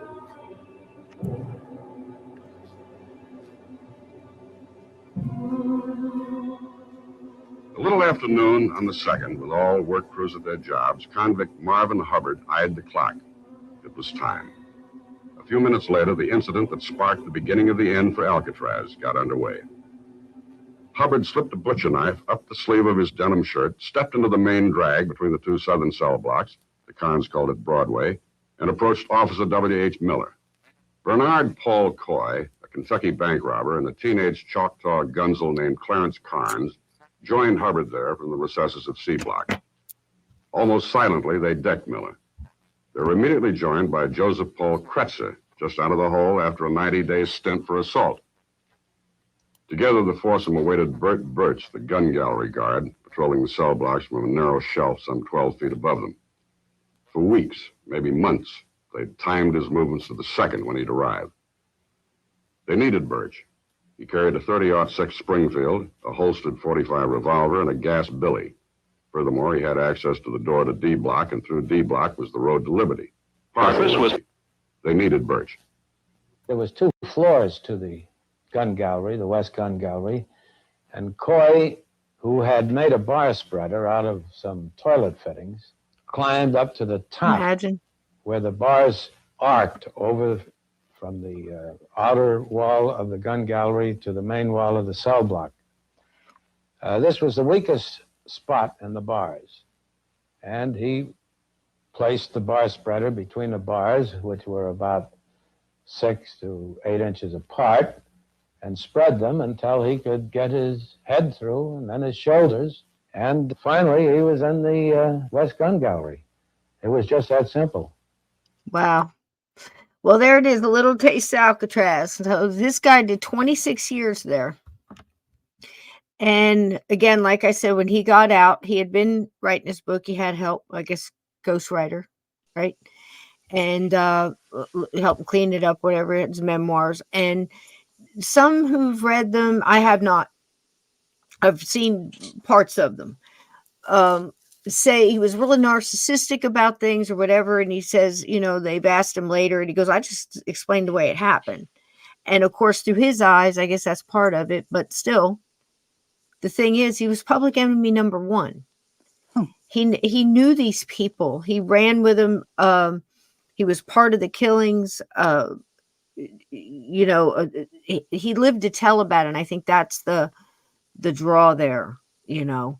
And to see somebody like that, I still haven't seen any interview where somebody asked him, what was it like to go in Iraq and 30 years later come out? You know, that whole Shawshank Redemption That's right. stuff comes to mind, Mm-hmm. you know.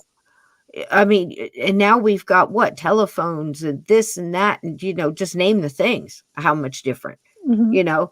That would have been my first question, I think, you know. No, and I then tell agree. me about this or tell me about that, you know. And he explained a lot of his what happened with, you know, why the last kidnapping went.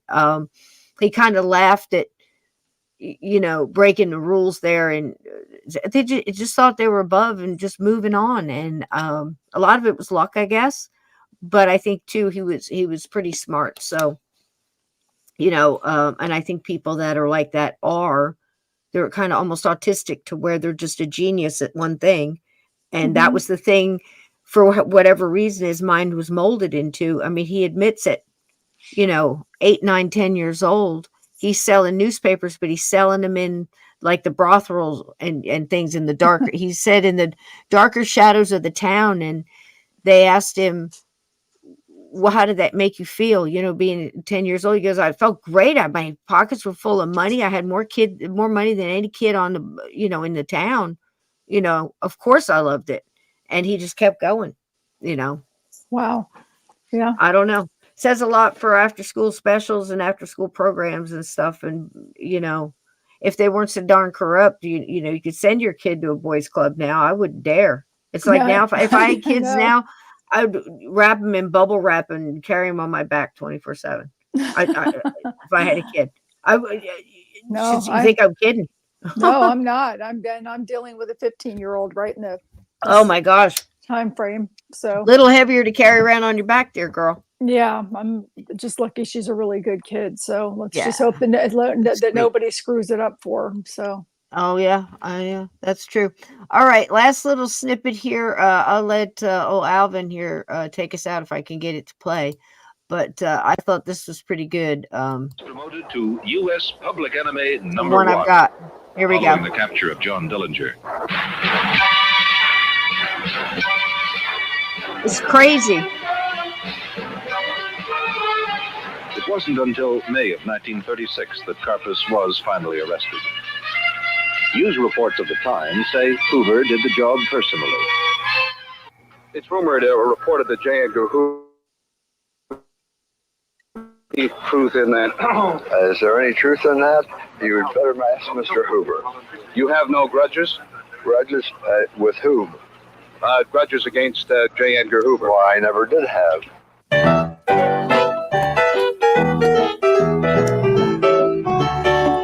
Let me tell you the depression of the 30s. Well, no man alive. People did most anything just to survive. Here's a story about his fortune and fame. A robbing desperado, Alvin Karpis by name. El combined with Freddie Barker and his mom, terrorizing folks right through to St. Paul. Robbing banks, payrolls, kidnappings, and all. Alvin Karpis never did things small. As time wore on, all his cows got led. Nelson, Dillinger, Ziegler, and Fred. In early 36, Hoover's boys moved in. Then Karpis took the rap for the snatch of hand. They gave him life, sent him to the rock. But he kept his will, couldn't make him talk. Robbing banks, payrolls, kidnappings, and all. Alvin Karpis never did things small. First thing you know, I was running errands for them pimps and gamblers and carrying booze for the bootleggers, and instead of making a cent a paper, I'd come home maybe midnight, 1 or 2 o'clock in the morning with $1.50, $2 in my pocket, but I'd have much more than that. I'd hide. Did you feel like a big shot? Sure I did. What kid wasn't at 10 years old? Come on. I had more money than any kid in the neighborhood. So were you tough too? No, not tough. But I held my own.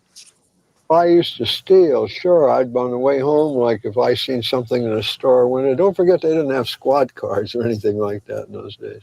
If I seen something in the store window that appealed to me on the streets going home, I'd hide a brick or two around there on the alley or the street in the first stormy night. Why, I'd just throw the brick through the window and go in there and take what it was I wanted, or maybe destroy a $50 window for $3 object and things. But somewhere you decided on bank robbery. I think it was you who said the biggest celebrities in the 20s were the bank robbers. Well, Did you want to be a celebrity? The burglars. The burglars. Well, they held a fascination for me, sure. The safe cracking part. It wasn't so much, I don't think, being a celebrity, because to be a celebrity, you had to be known. You can't do that kind of business and be known without going to jail. You were a violent man. Or if you had to be, you were. I've heard that said, yes. But I'm not trying to diminish it or evade your remarks. It's, at times, yes. You once are quoted as saying you liked a little bit of excitement. Even bank robbing could get dull.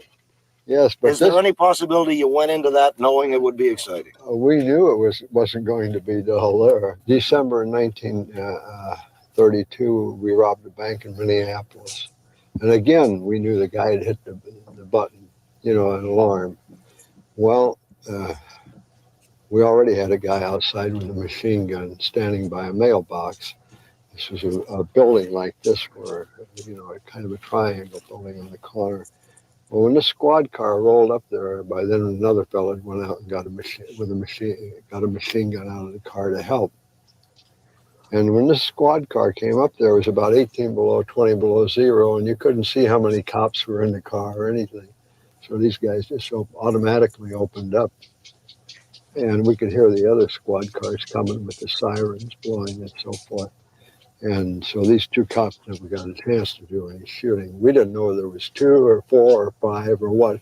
And one of these fellows that ran out there to help, in his haste and eagerness, he hit an icy place on the street and he fell. When he fell, he was pulling the trigger and he shot down one of our back tires. We had a big Lincoln sedan. So then when we got out there, the shooting was over with. Could you guess? You ever lie in bed at night and say, I wonder how many men I've killed? Well, sometime I've counted them up, but I'm not going to tell you. Okay? What difference does it make? There was a few people killed in the robberies I was in. They claimed that when I was arrested, they accused me of killing 14 of them at various stages. You would have been an accessory. Anyhow, that's well, if that was it, that would have been good. I mean, I wouldn't have been so upset about these charges. But for some reason or another, they'd always say that it was me that did the shooting. I don't know why. They want to establish you, the mad dog killer, creepy, they call you? Yeah, that's what they call me. The cops did that. Yeah. He'd already killed 3 or 4 cops. He was a dead shot. On burglaries at night. I hear you saying this is hideous. It's the most hideous thing I think I've heard in a long time. Well, you're asking and I'm telling you. Yeah, but doesn't it give you a twinge when you think about it? Well, when I think about it, I just think I must have been, I wasn't all there probably. I might have had a little mental quirk about these kind of things.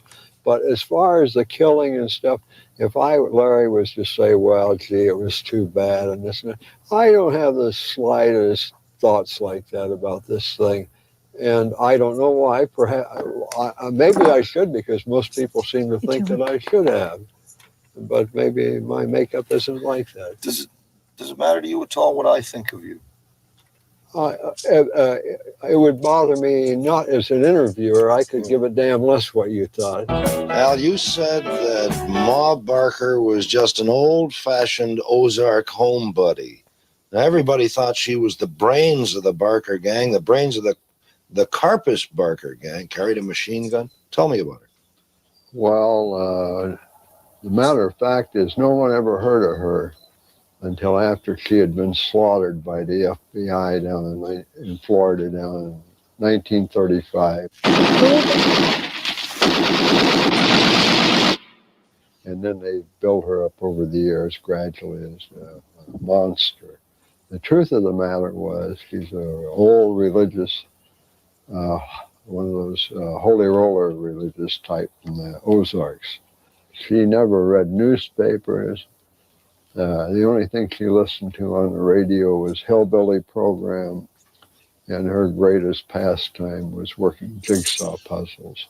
And as far as knowing that we were criminals. Yes, she knew we were criminals. But you were one of her boys, though, weren't you? Just the same as Doc and Freddie. Yeah, that's right. Tell me about Stroud. You met the Birdman in Leavenworth? Well, yes. When I first went to Leavenworth, I was held there 6 days, as I told you formerly, about the psychiatric bit. And they put me in a cell across from Stroud. The cell block was an old cell block, and it was situated in something like this, a corridor down the center, cells facing one another. Hi, baby.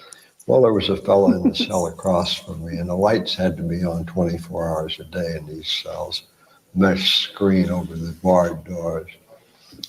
Well, it turned out that I noticed this fella had a typewriter and a microscope on a table in his cell, which I thought very unusual. And he got up from the table and he walked toward the wall of his cell and suddenly disappeared. And I wondered what the hell's going on here. As it turned out, they had cut a doorway through one wall of his cell that led into the next one.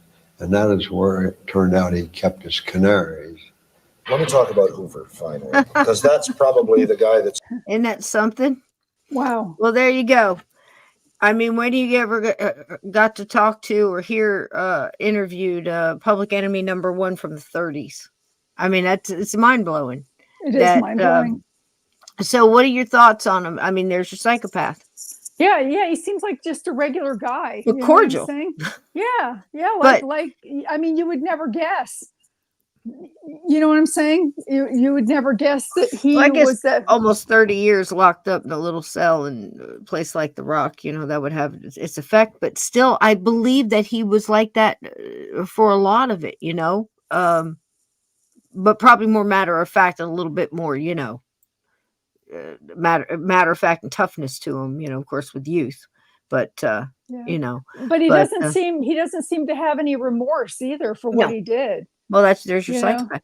But again, you can hear him when he's talking about some things there. Of course, he's not going to admit that he killed anybody, because they would have executed him. He spent 26 years saying he didn't.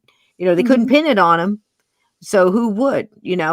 I don't know if he leans to it in his books or anything like that. I have no idea. But I know in some of the movies, they kind of put in there that he killed a couple and just kind of blamed everybody else, but I'm sure he shot. I mean, again, it's what you're in, it's what you're doing, and unfortunately these cops, they didn't know, just like in the Bonnie and Clydes, and I think a little bit more in the Dillingers, a little less, in the Dillingers and the Capones, because they were in the city. It was expected they kind of more things were happening in a smaller space. Out in the Midwest, things were spread all over. Some of these towns really, they're riding through, hitting these banks. They're never trained for it or anything else. You got young kids, like your Barney Fife kind of, people, as well as your hardened sheriffs that have gotten, so brazen that they'd walk up because they see the car and know that if this is the bank robber's car, there's going to be, 3 to 4 guys with Tommy guns in there. Why are you walking up like it's, Deadwood, Yeah, Tombstone, exactly. like you're Marsha Dillon or something, but they're not hardened enough by experience to have that kind of, combat veteran reaction. They're more lackadaisical and, probably very good at their job and very honorable, and certainly didn't deserve to die, but just didn't know how to approach that kind of chaos. You know what I mean? Yeah. So, and that's what got it. That's what did it. And a couple of, civilians that were in the wrong place at the wrong time as well. I mean, there was them too. So it was a rough time, but they lasted, the longest. And I found it most interesting, the depth at the lives would go to. And one of the biggest one, and this is our definite hard out, but one of the biggest ones was how Alvin Karpis was captured. I told you the way he described it. I totally believe it. It matches up with other witness statements that took understandably took a little longer to come out because these were people that worked for the FBI and the Bureau of Investigation before that. So they were a little closed-lipped till later on in life. But I tend to believe Alvin on that one. This is the way it happened. And, the guy behind him with the shotgun and Edgar coming out later, and it was typical Hoover maneuver, as you would call it. So this is the way the FBI, and I thought it was a chuckle on the way out. You can see the way the FBI officially put it in their paper with the statement that this is factual events and only the names have been changed to protect the innocent. Here we go. This has been a gas, hasn't it, baby? Yes. Thank you so much for reaching out. I'm so happy to get to come on with you. It is. It's always fun. It's always fun. What's the baby's name again? I have forgotten. Forgive me. This is Zeus. He's got his little Easter eggs on. His little Easter egg kerchief for Easter. So he's dolled up for Easter. But it's like a week away. This week is going to be crazy with the flowers. At least it'll be fun. There'll be tulips and irises and Easter lilies and pink bunnies and stuff. It'll be fun. Yes. I'm looking forward to my 15-year-old has informed me that she still wants to have an Easter egg hunt. So we're going to do the Easter egg hunt at night with flashlights. Okay. So, and put money night in the vision eggs. goggles. That would be awesome. Well, and then we'll let some other kids come over and they can all run around the yard. And the thing that's funny is the next morning you get up. Sorry, go ahead. I'm sorry. The next morning you get up and where there are obvious eggs laid in the grass, you can see where they ran right over things and didn't even see the eggs. It's hard. It's hard. Oh, that's so much fun. Yeah, it's so much fun. Very cool. I love stuff like that. I'll be right over. We'll color eggs. Well, whole house will smell like vinegar and yep. That's when it was fun, boy. You saw all that, and remember the first time you ever tried to blow to blow out an egg? Yes. I mean, that was to get the shell. Oh my gosh, you have to poke the hole and you have to blow. Oh my gosh, we did that. We did all of those things, and put the little ribbon through it. The little and the little tablets that you dropped in the vinegar and whatever the hot boiling water, and it made the color. It was always so you tried to get fancy, but the prettiest ones were just the plain, when it didn't come out with that little circle where it laid too long on the egg and it ruined the whole thing. Ooh, that used to make me now so they mad. have a coloring technique that you can use where you take the shell off and you use it with sour cream, I think, and you mix the coloring in and then you roll the egg in it and then rinse it off, and the actual egg itself, egg white is colored, and you can eat it. So oh wow, yeah. Always something new. I'm sure there's all kind of things. I mean, there's glitter and stickers and oh gosh, decals and the most beautiful ones.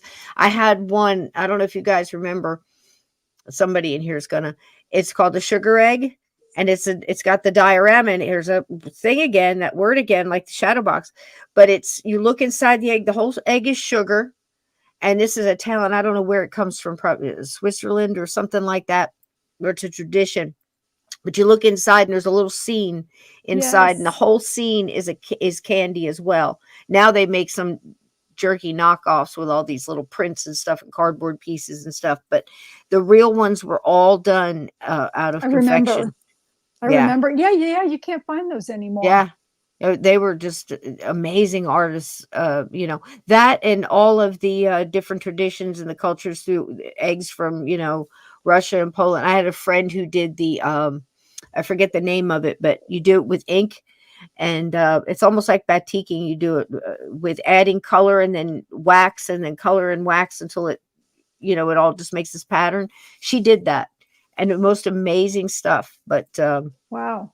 What's your tradition? Do you do eggs? Do you just hard boil them? Deviled eggs for most of this crowd, I'm sure. Yes. Well, yeah. And we color the eggs. And of course, after the Easter, I put the plastic ones out. I don't put the real ones out anymore because usually one gets forgotten. And then the yard, you find something stinky in the yard. And exactly. Peeps. Yeah. Those two. Are you a fresh peep or a stale peep person? You know what? I like the stale ones. Do you really? They're chewy. Yeah. Yeah. I like the fresh ones right out of things, just soft and just, oh my gosh. It's just, you never get over it. And I was so happy this one time when I got to see, I think it was on a rerun. It might've been Mr. Rogers. I don't know, or How It's Made on History Channel. How much do you love those? And I watched them make peeps. And boy, the way they put the eye on the peeps, it goes by on the conveyor belt, they just shoot it at it. And I'm like, no way. Oh, wow. Like, there's just like no eye, eye. And it just goes on. It's like it was blind and now it can see. It's like crazy to watch it go on, with all these peeps. And we're like, you would never imagine they did it like that. It was crazy. But anyway, that and how they make crayons, I think, are my two favorite things. And the history of glue. If you ever get the chance to watch a history of glue, watch that. So, but anyway, let's watch the FBI version of how Alvin Karpis got pinched. It's not even in the right state. He got pinched in New Orleans on the street walking, and they've got this. So I don't know. You figure. Go figure, guys.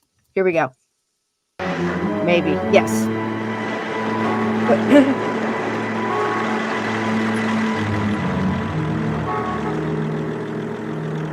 Now remember, that's Hoover. It's supposed to be Hoover. Yep. Third floor front apartment. There's a man and a woman with him. We think the man is Earl Anderson and one of the girls from Kerner. Did anybody see Karpis yet? Well, both men have been in the apartment since this morning. The girl, too. But the manager thinks it's Karpis. He's sure. Have you cleared the building? Yes, sir. We're doing that right now. We'll stop traffic when you give the word. You won't have time.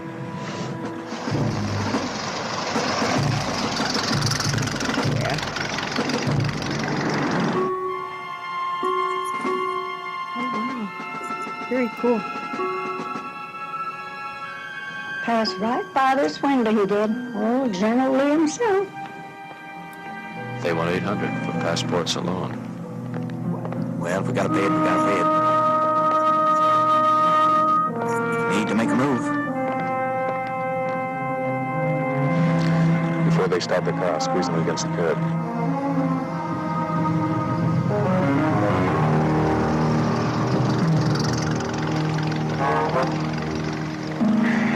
Now, to cut Bernice loose. Your business, but she's getting to be a real screecher. Yeah.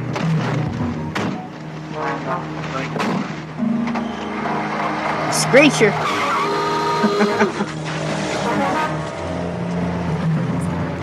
Move it back, kid. I hurt myself.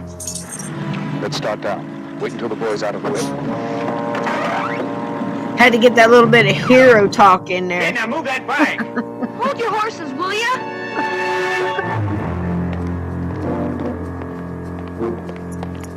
You're fine. Well, I don't blame the kid for being mad. The first bike I got, I lent to some farmer's kid and he wrecked the doggone thing. Alvin Karpis, you are under arrest. You'll never make it. Both hands on the wheel. No way in hell that happened.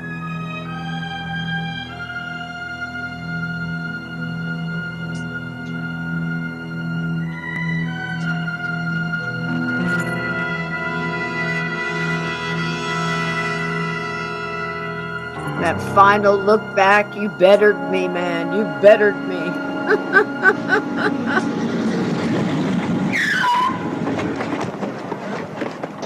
No.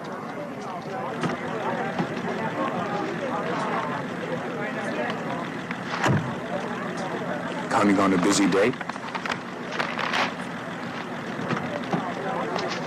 In the car, Alvin.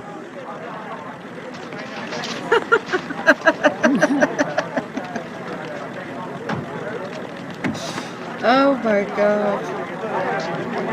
Oh my God.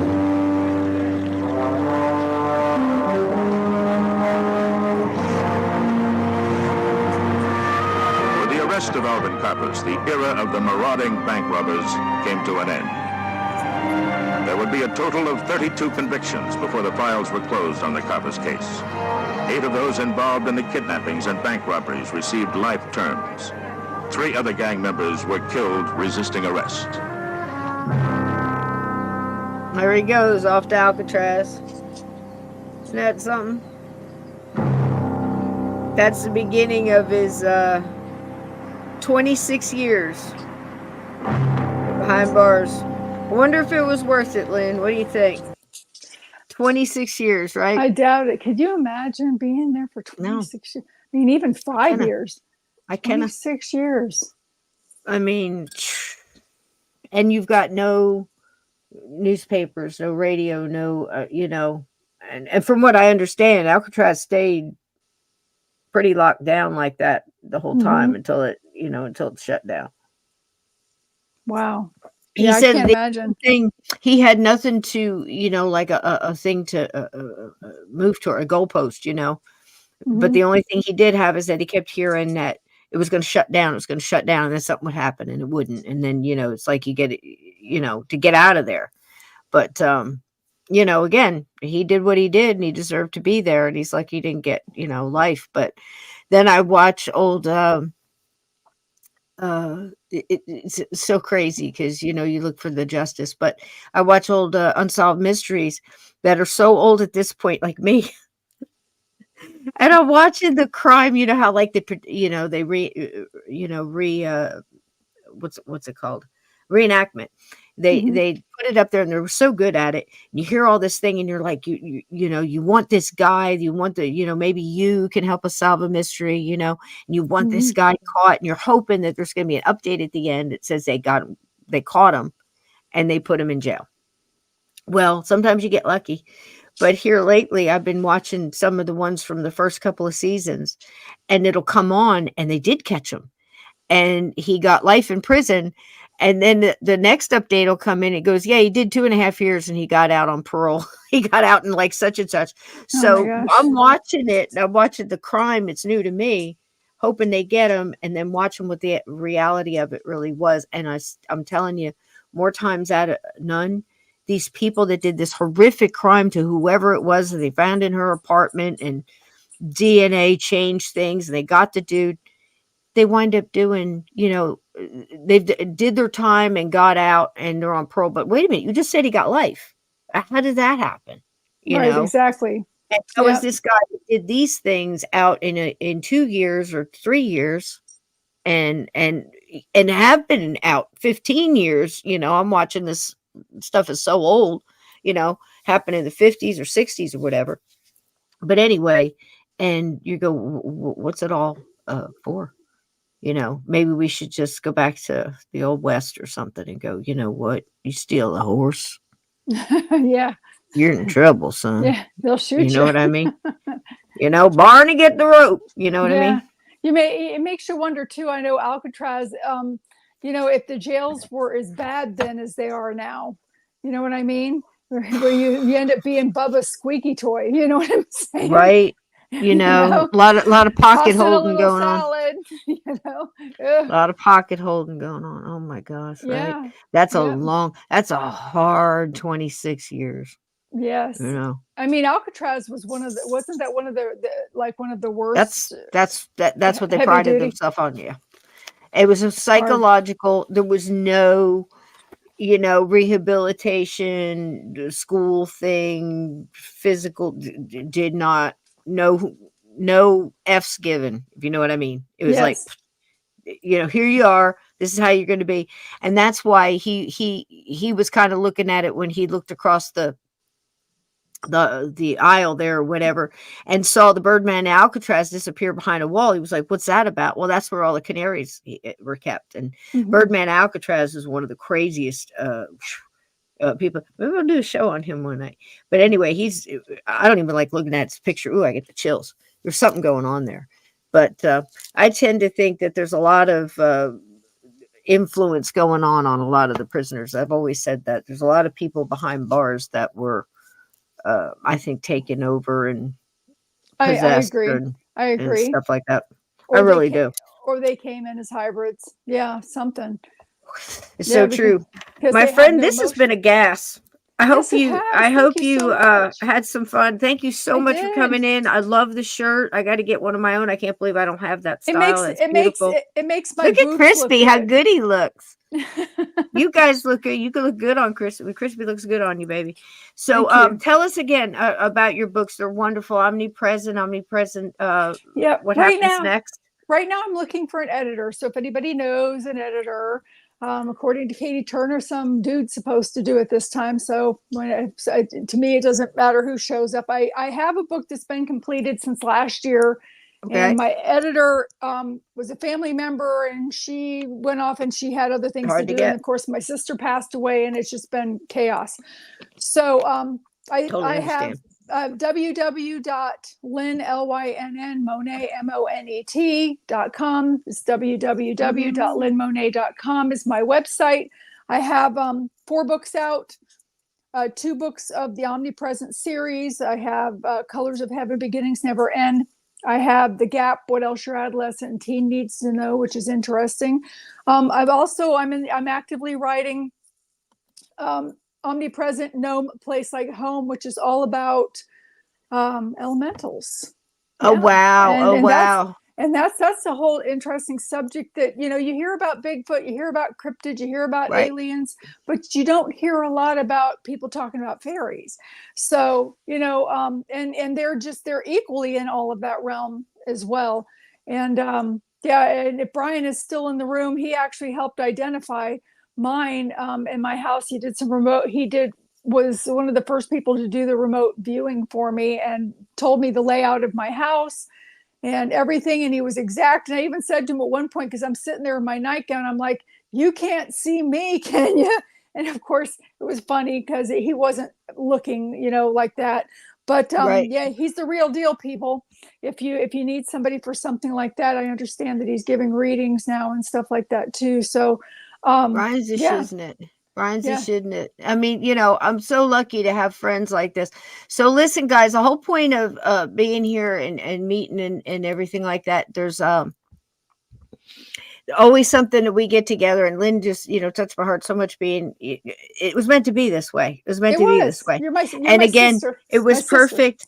It was perfect that you didn't know anything about her, that we could bring forth the whole thing. Cause again, that's a big part of it for me with this whole, look how good they lie.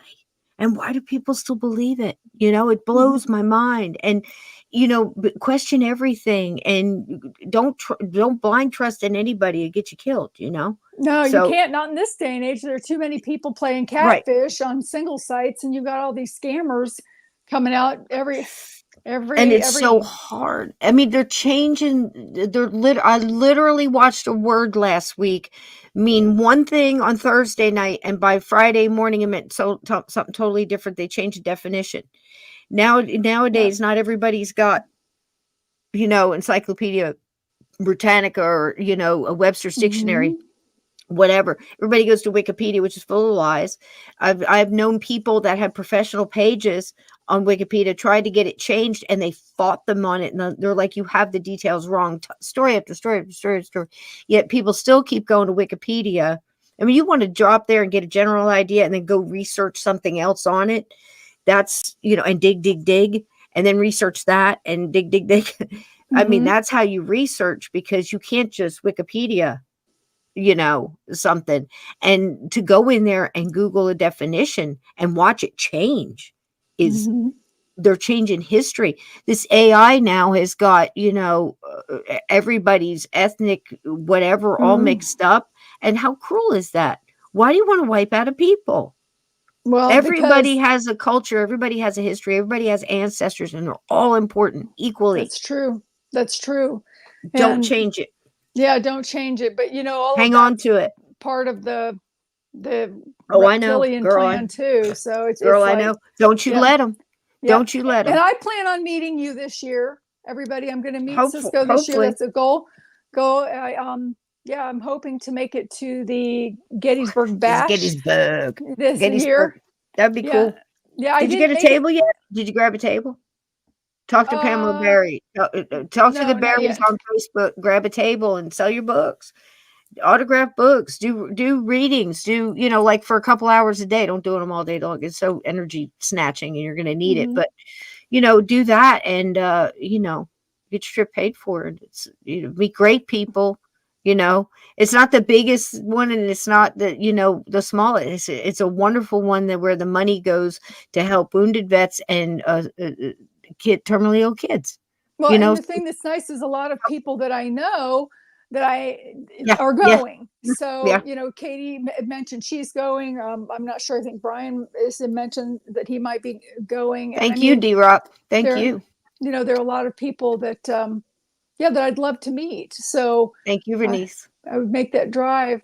Thank you, Dimensional Horse. I like the paranormal stuff too. I do too. I like it all. And I'll tell you, the true crime stuff and the history stuff, I think it's all part of it. To me, it is.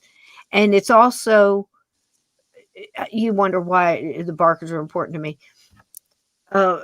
The stuff that I put up and I research on my channel is important to me for a reason. It might not be the same reason that drew you to it or to be interested in the story or whatever. I'm extremely interested in the succession of how history is told, how it is formulated, how lies are exaggerated to the point of, it actually stops a soul from crossing over, such as in a curse. I talked about that last night, and how this other stuff's kind of connected in, with the spirits coming over and telling us. Because here's the thing, Lynn, we definitely will get on this. I have it on a really good, several different sources that this home where they were gunned down, that somebody we all know and have heard of, who worked with Hans Holzler, Sybil Leek, went in there in the 70s with another group and actually made contact with both entities. They were not aware of each other. They both were going through their own thing inside this house. The house has been moved, so it's just the house. It's not on the grounds. She was able to get a trance medium, Sybil was. They were able to get Frank to move on, but Ma wouldn't go because something severe was holding her back that they couldn't, even with all their education and knowledge, couldn't get her to even consider moving towards anything with light. And they were trying to figure out the dark that was holding her back, the evil, and they were calling it the regret of how she raised her kid. I think it's because they lied about her so badly. And this seems to be extremely important to those who have crossed over and who are earthbound, because a lot of the earthbound ones came through and said that holds them so much. So what the FBI did, what J. Edgar Hoover with his pen, let's put it where it belongs, is responsible for holding back souls that needed to move on and go through whatever healing or lessons or comeuppance or whatever they had to go through to get that soul healed, was part of holding it back. And I think there's a big thing for that. Do you know what I'm saying? And you don't realize what you do with your words. That's right. That's right. And I think it's just like a curse or anything else. And, and I'm a firm believer in, how many times have you heard, well, they were, burning this person accused of this, and they put a curse on the town, or the Indian chief that cursed an entire, but we believe that. But this is this is real, and this is also why it's important to me, because inevitably history, crime, and all of the other stuff leads to the paranormal. Yes, it does. It also has to do with the supernatural, because good versus evil. So we cover all the bases here on Journey Through the Gate, because you're going to need all that info on your journey. I love you. Thanks for being on my journey with me, my friend. Everybody. And we're getting you back here real soon Sunday for the next one. And we'll talk a little bit more about this. And I'll send you. Sunday. Yep. See y'all Sunday. Woohoo. Isn't that great? We got Easter. We've got Easter. So we'll talk a little bit about that, and I'll shoot you some of those transcripts and things, so you kind of get an idea, and we'll share thoughts on that with the wonderful chat. I love you guys. Listen, we're on our way out here. Listen to the animals. They know what they're talking about. We love them here. We love all our furry beasties out there. We love you all, because they help us keep our lights on. Yes, they do. Let's spread it around. Thank you, baby, again for tonight. And bye-bye. Barker's in the can. Alvin Karpis in the can as well. Thanks for being here with it. And hope we opened your eyes some, question everything, especially now. Love you all. Good night. Good night, baby. Bye-bye. Bye-bye, sweetheart.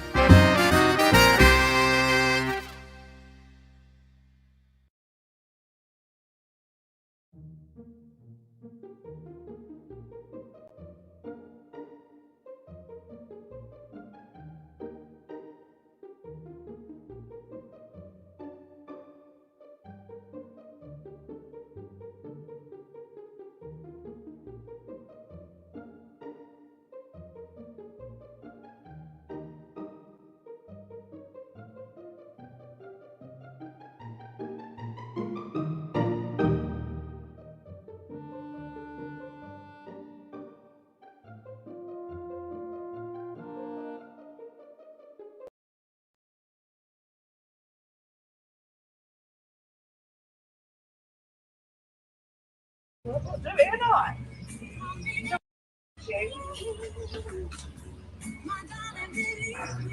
What do it or not? Do you have enough options?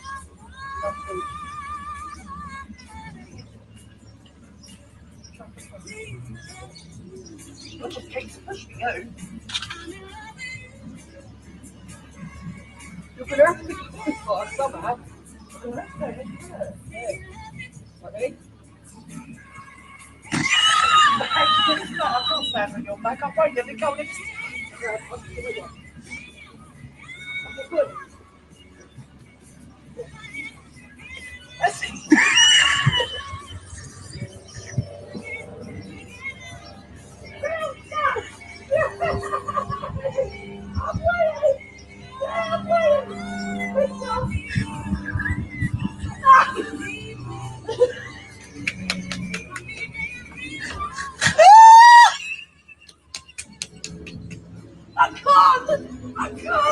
I can't breathe.